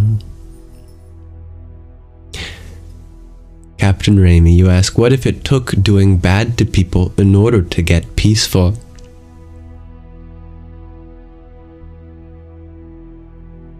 Then it's not true peace. What is peace if not a kind of stillness, a kind of acceptance, a kind of harmony?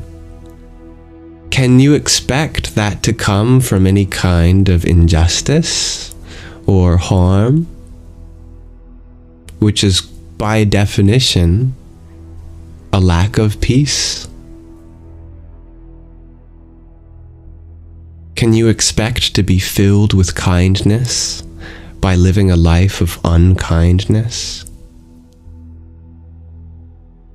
Is it fair to assume that the only way to be peaceful is to express peace yourself?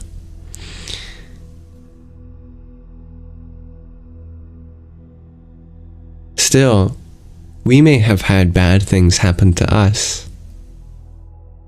But whether we choose to use those experiences to deepen our peace or not is not caused by the action, but our own ability to make use of it what we want.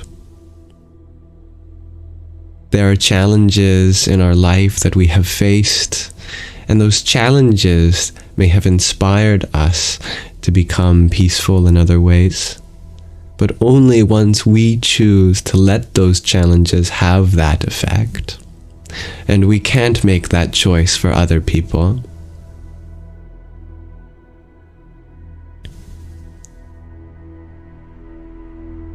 But that's not to say we shouldn't fight for justice.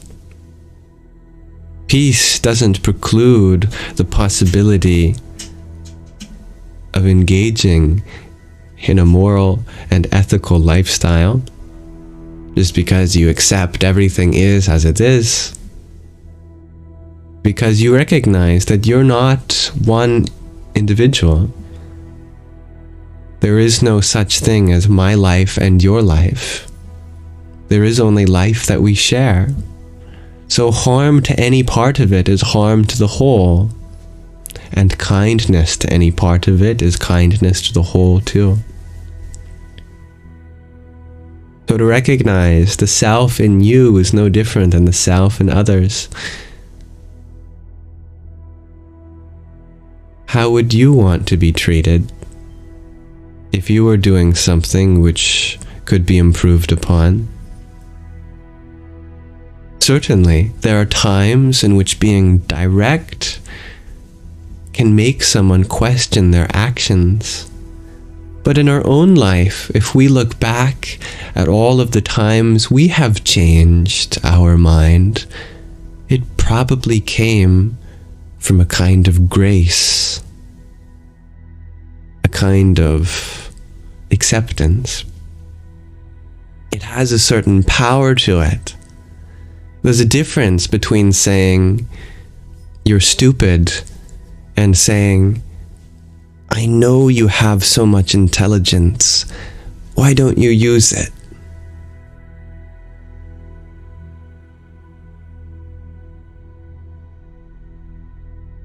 There's a difference between saying, "How dare you hurt people," to saying, "I know there's a part in you that is hurt, and you just want to be understood, but you don't have to go hurting other people in order to feel understood yourself. Instead, you could empathize with those who have gone through similar things as you, and use the lessons you've learned from that to make a world one in which not as many people have to go through what you went through."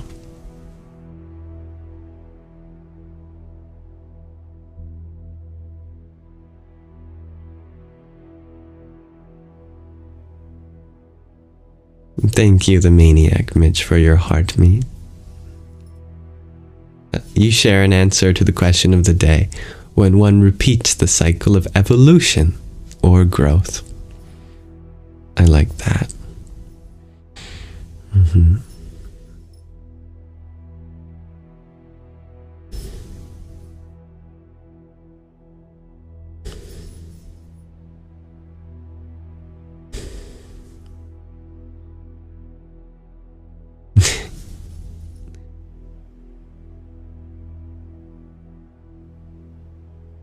Well said, dear Loopy Lane. Change is the one true constant in life. Go with the flow. It's fundamental metaphysical wisdom. Beautifully so. And the Canuck Gypsy you share in preserving values while learning from historical events, learning empathy from past conflicts.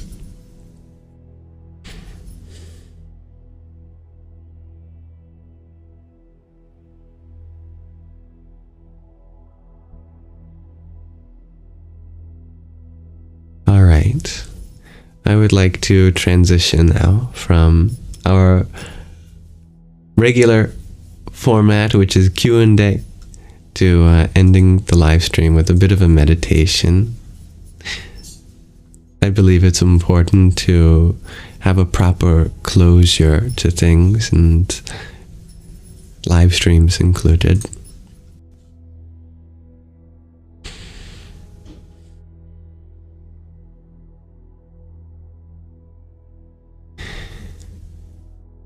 To end this live stream today, I wanted to do a meditation together. Tonight for our meditation, I thought we'd simply do a body scan for physical relaxation. We can sometimes do meditations that get metaphysical and abstract and go beyond the body. But in this meditation, we're going to attend to the body. Being able to have a kind of guiding direction over the body can be a very powerful tool. Our body is itself a tool, an instrument to be able to share and receive love. It's difficult to do those things when your body is feeling very stressed or tensed. So let's go through one technique of easing the body. Now, don't be discouraged if you can't completely put your body at ease. Sometimes it's just not possible with one technique alone, and I'm sure that as you gather a toolkit for attending to your body, that you'll learn how to manage the tension that won't go away with these techniques alone. But it always helps. In no way does any technique for relaxation make you more tense unless you get stressed out over the outcome. Whatever happens is meant to be. It's just worth a shot at all. So a body scan is exactly what it sounds like. Either through your own effort or someone else guiding you, and I will be that person today. I just start naming parts of your body with the intention for you to invoke a kind of peaceful quality there. You can start just by imagining what it would be like to be peaceful in that region. If I start with, let's say, the crown of your head, you can imagine that there are waves of relaxation emanating from the top of your head. And at first it might just be only that kind of imaginative relaxation. But as we go through, I want you to try to bridge the gap from your imagination to the power to actually relax that part of your body.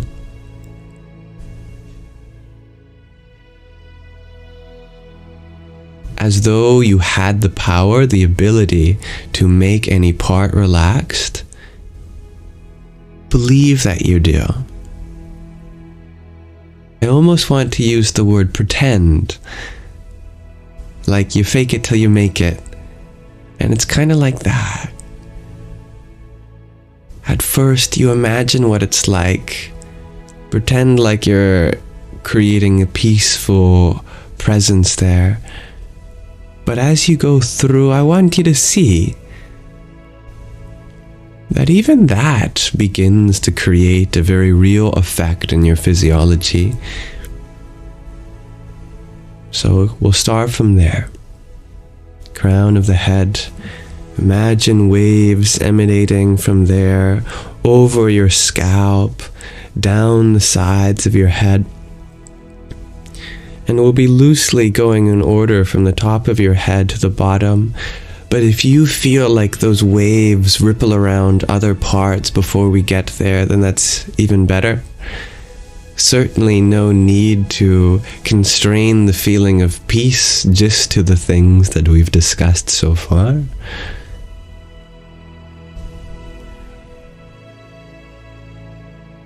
Down your head, filling that space with peace. Imagine any tension, any negativity just draining down your spine. Like your mind's a toilet bowl that you can flush. Just flush all your thoughts down your spine. Just as you may feel currents of energy running up your spine from time to time, imagine it going down your spine, washing over your scalp, down your forehead, through the center of your brain, waves of peace washing over your head, back of the head, the neck, behind the ears. As our mom said, don't forget to wash behind your ears. So too, don't forget to metaphysically clean the energy space behind them too. And in your ears, imagine your ears are like vents to release any pressure. That's why we say when someone's angry, steam is coming out of their ears, just vent away out of them. Drop the muscles in your face. No need to put on a kind of mask. It's wonderful to light up your eyes and bring your cheeks up high and smile. But when you're just taking care of your body, doesn't matter what you look like. It's true. So just let the energy drain from your face.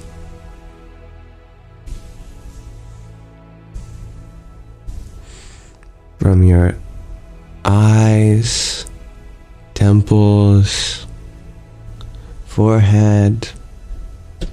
Drop your eyebrows. Drop your cheeks. Let your lips relax. Unclench your jaw. Drop your tongue. No need to mew at this moment. Put it back into factory default settings.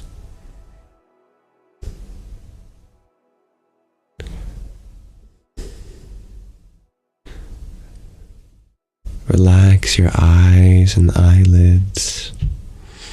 No need to scrunch them. If it's easier to keep them open or half open, whatever.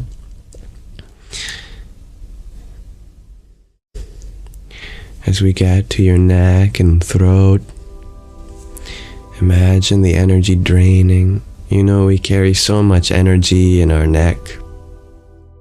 It's literally like a bottleneck. And we bottle up so much energy below and above. There's so many things that get stuck up here. We're analyzing, intellectualizing, trying to rationalize. Very powerful force.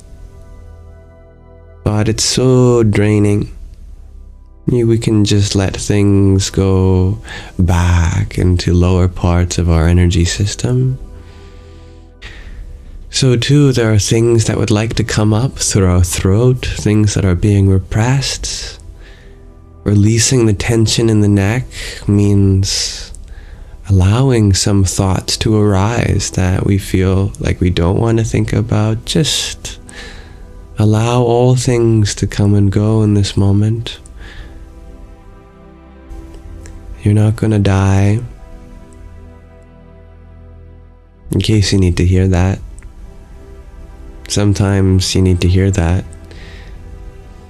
If you relax, the world's not going to explode.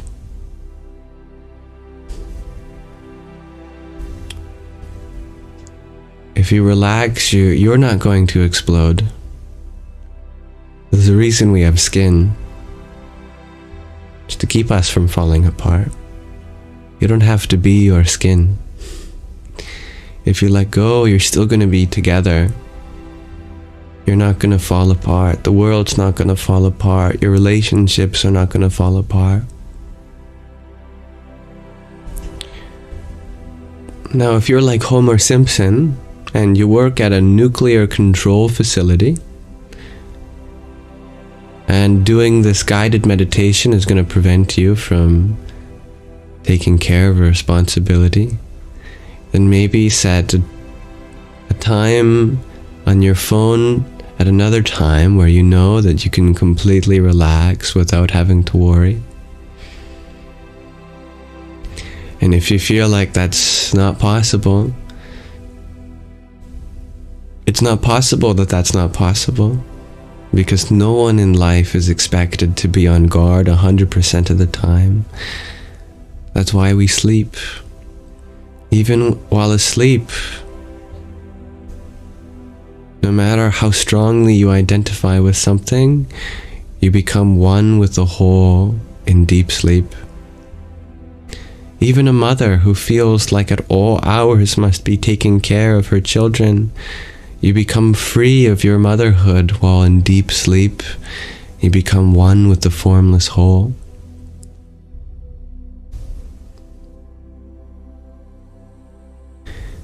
If that weren't meant to be, then maybe you could argue that you have to be on guard 100% of the time.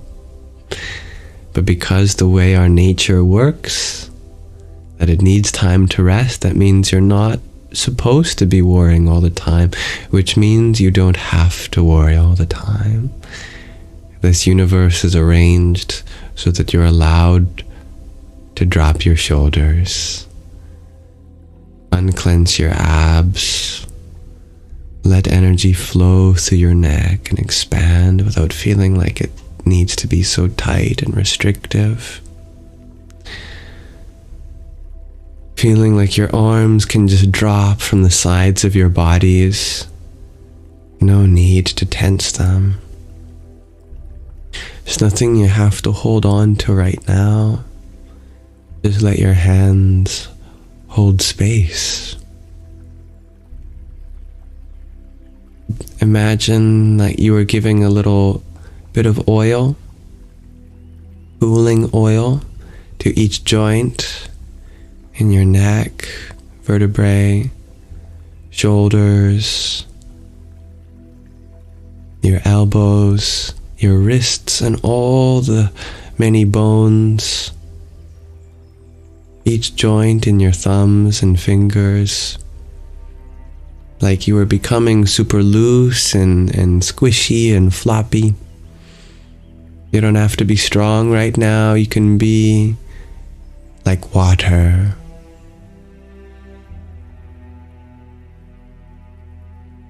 Your bones will keep you up.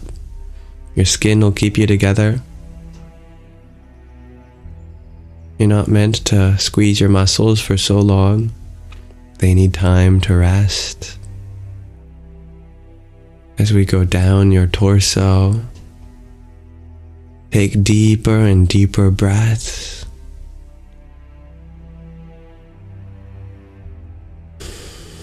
We can hold a lot of tension in our rib cage. There's interstitial tissue, muscles that are in between each rib. They can get stuck sometimes, and so it's so important to breathe deeply and not force the air out. That means after you breathe in, you let your body do the other thing, which is breathing out. Imagine like you only need to breathe in, and breathing out just happens. You let the air in, and then you don't think to breathe out, you just drop. Just like a balloon will deflate itself, you don't need to squeeze it. You don't have to force your lungs to exhale. That happens naturally. You breathe in, and then observe the miracle of breathing out happening by itself. Just like a whoopee cushion deflating when there's pressure on it.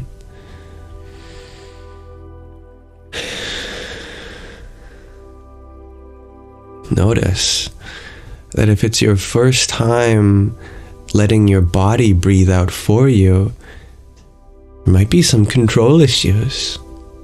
You might notice that you want to manually take over the breathing out. You feel almost like there's different steps in your breathing. It's not a smooth exhale, but you get stuck at different parts because you're trying to take control over the process. Just let go. Let your body give the cue to breathe out, and it'll do that for you.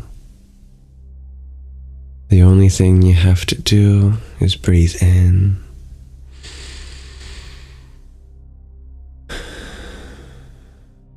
And we breathe in exactly when the body says it feels right to.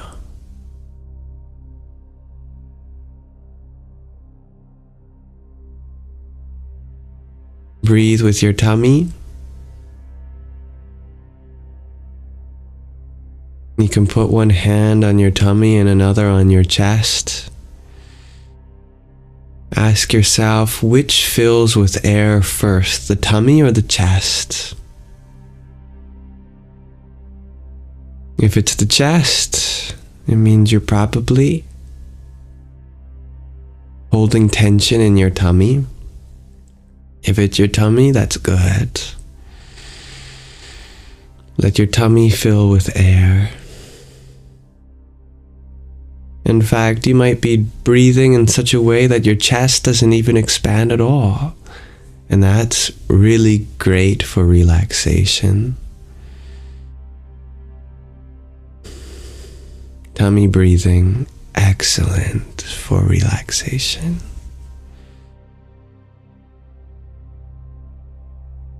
If you need help to relax your abdominal muscles, you can take a few fingers, you can just massage some of the muscles, and it might feel ticklish almost. A kind of, it's almost like your body feels annoyed, but that means you're helping the muscles relax. Ideally, when you feel your tummy, it should be nice and squishy. Even that deep tissue below, if you push your fingers past the fat tissue, which is there for everyone, and then deeper than that, you might even feel some tension. And so you can relax even deeper than that. Something that I like to do to relax a muscle is to feel my heartbeat in that place. Just as our heartbeat can be felt in our chest, because that's where our heart is, all the blood flowing throughout the body, you can feel it there too, like when you put your fingers on your wrist or below your neck or your chin. If you can feel your heartbeat in a place, you can imagine that's like this mallet that's just softening the dough that is your muscles, hammering away at any tension and just becoming softer and softer. Let your heartbeat be an epicenter for vibrations of peace to emanate. Feel it trickle all down your spine. And oh, so many of us carry tension in our butt, in our hips. I'm going to talk about some muscles now that are funny to talk about just because of the taboo. But it's important to consider how much tension we have there. I know it's funny to talk about your anus, but I have to talk about it. Did you know that you don't have to be clenching it all the time? If I don't say it, I don't know who will. So many people live clenching their butt including their anus, and the tissue that's between it and their procreative organs called the perineum. There are muscles in there that we can tense in. There's the muscles of our pelvic floor. A lot of different tendons and muscles surrounding that region that we're tense about, and that many body scans skip because it's just funny to use these terms. But truly, so much tension can be released if we bring our attention there, to our butt, the regions around our procreative organs.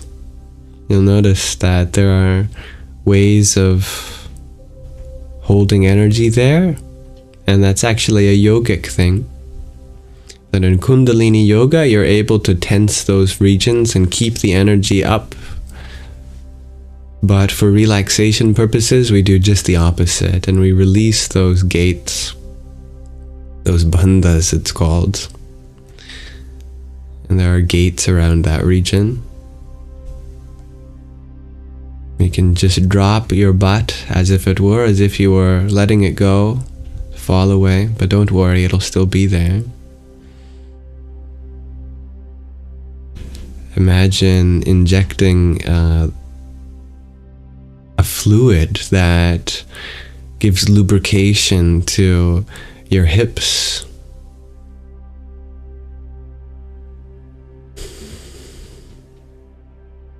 Imagine your hips really open, your thighs, no need to tense any muscles in your quadriceps and thighs.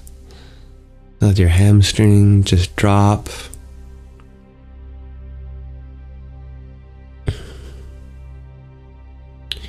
Imagine providing ease to your knees. Our calf muscles can often be unnecessarily tensioned too. Imagine your calves just become like liquid dropping off your shins.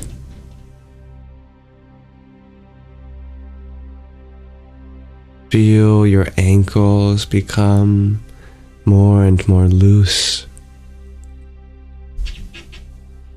and your feet permeate with a sensation of relaxation,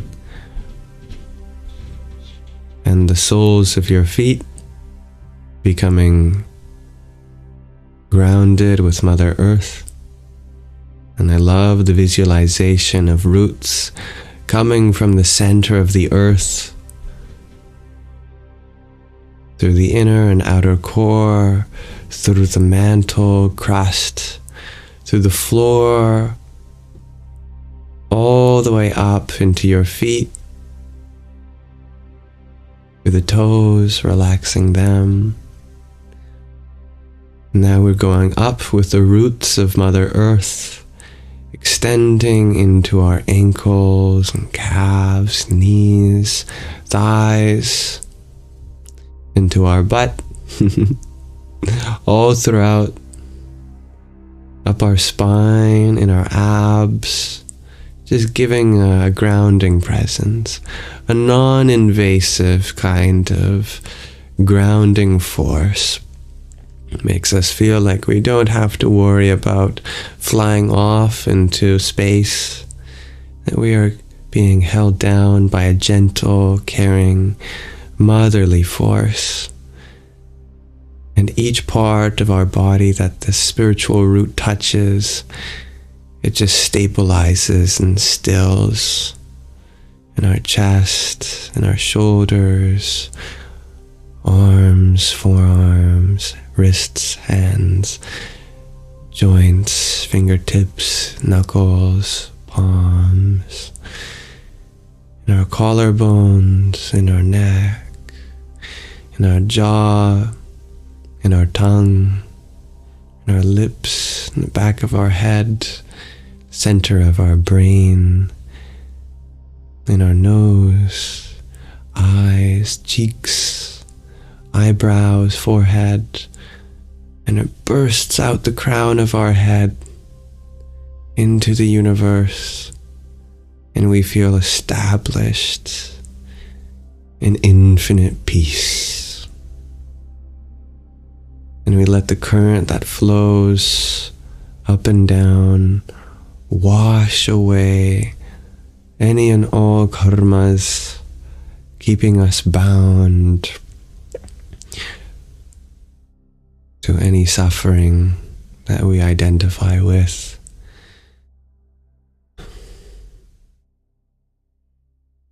And we feel this vehicle that is the body become fresh and new, as if it were being healed from all ailments. And we invite in love, harmony, grace, light, cosmic sound, Om.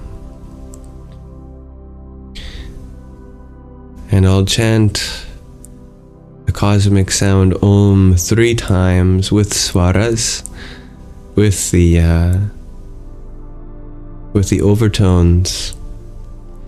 And I want you to feel each part of the sound vibrate in your body.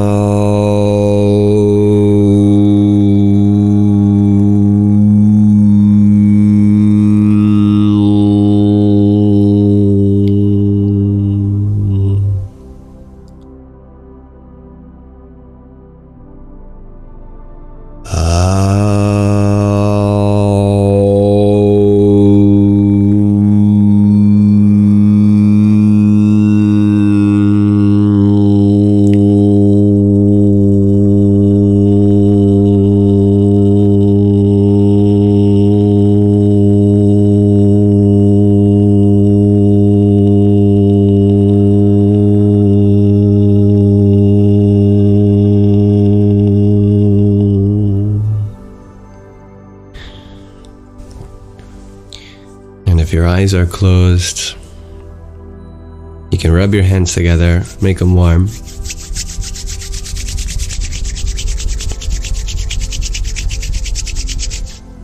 And hold them over your eyes. And squeeze them. Begin to open them. Gently rub them. Gently.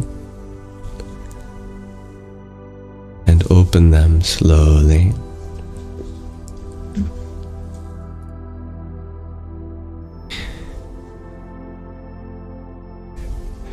And that concludes our body scan guided meditation for physical relaxation.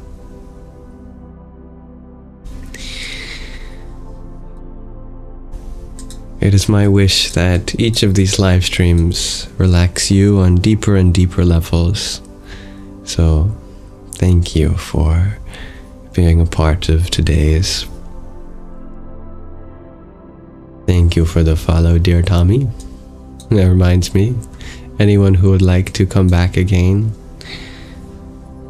you're welcome to follow so that you have a higher chance of being here again.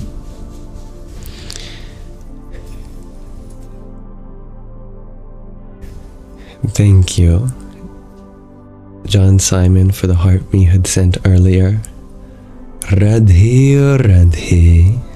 And dear Hybrid Jen, thank you for your trio of finger hearts. Om Namah Shivaya.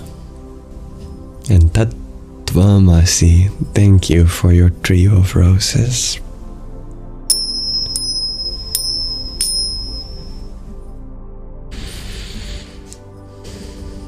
I'm very grateful that you found relaxation in that meditation, everyone. Thank you, John Simon Ritchie, for your GG.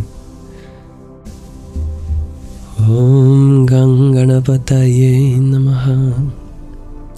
That concludes our Sangha for tonight. As always, I'll be uploading the meditation and the reading we did at the beginning in designated playlists on my YouTube channel called Yamsox Lives, linked in the link tree in my bio, and the whole of the live stream too. Dear Mel, you ask if I have any kind of meditations for anxiety or have them recorded. Right now there are dozens of the different kinds of meditations we do here in the playlists on my YouTube channel, and also on my ASMR YouTube channel, Yamsox ASMR.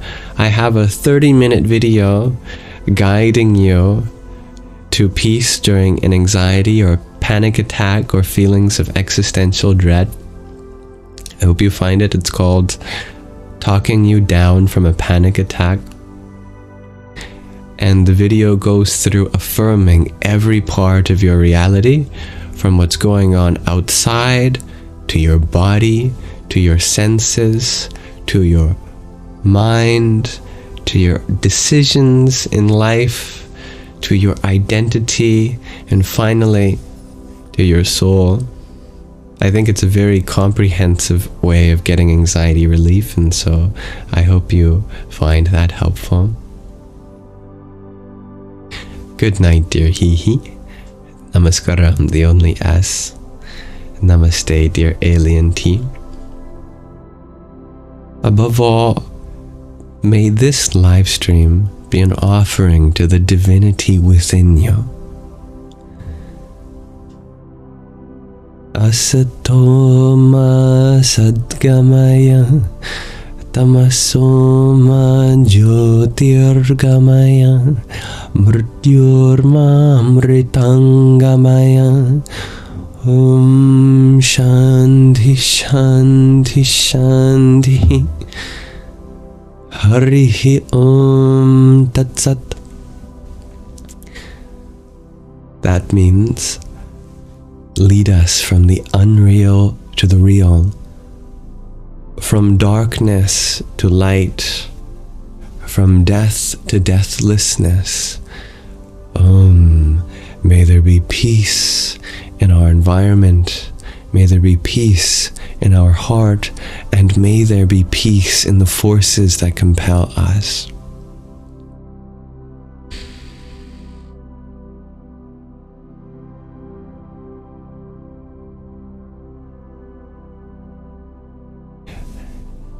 Loopy Lane, you ask of the possibility of a tapping yam jam. I'm not sure what you're referring to by tapping. Maybe you can tell me, but I hope we all tap into the beauty that is accessible in each moment. Even if you've had a hard day up to this point, you can begin anew by tapping into that ever-fresh newness that you are now.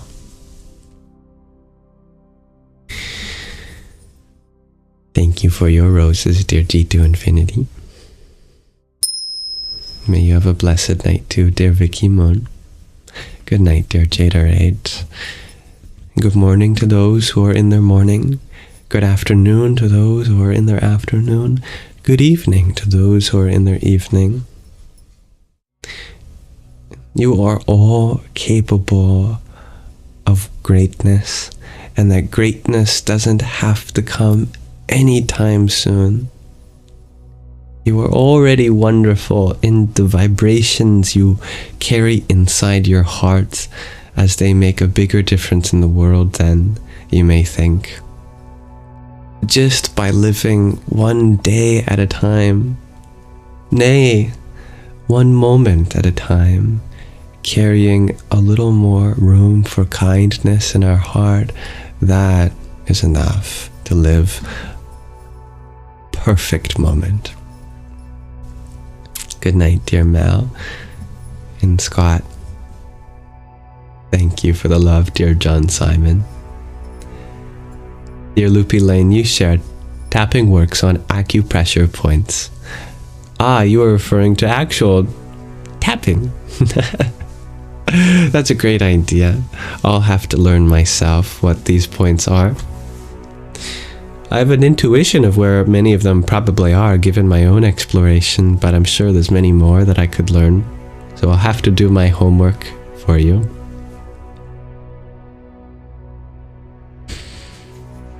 I will consider your recommendation. Hello, dear Kevin, and goodbye. I don't stream to multiple platforms as of this moment, but I would like to open up that possibility in the future. Without further ado, and thank you, Alien D, for your friendship necklace. May you all have a wonderful rest of your present moment.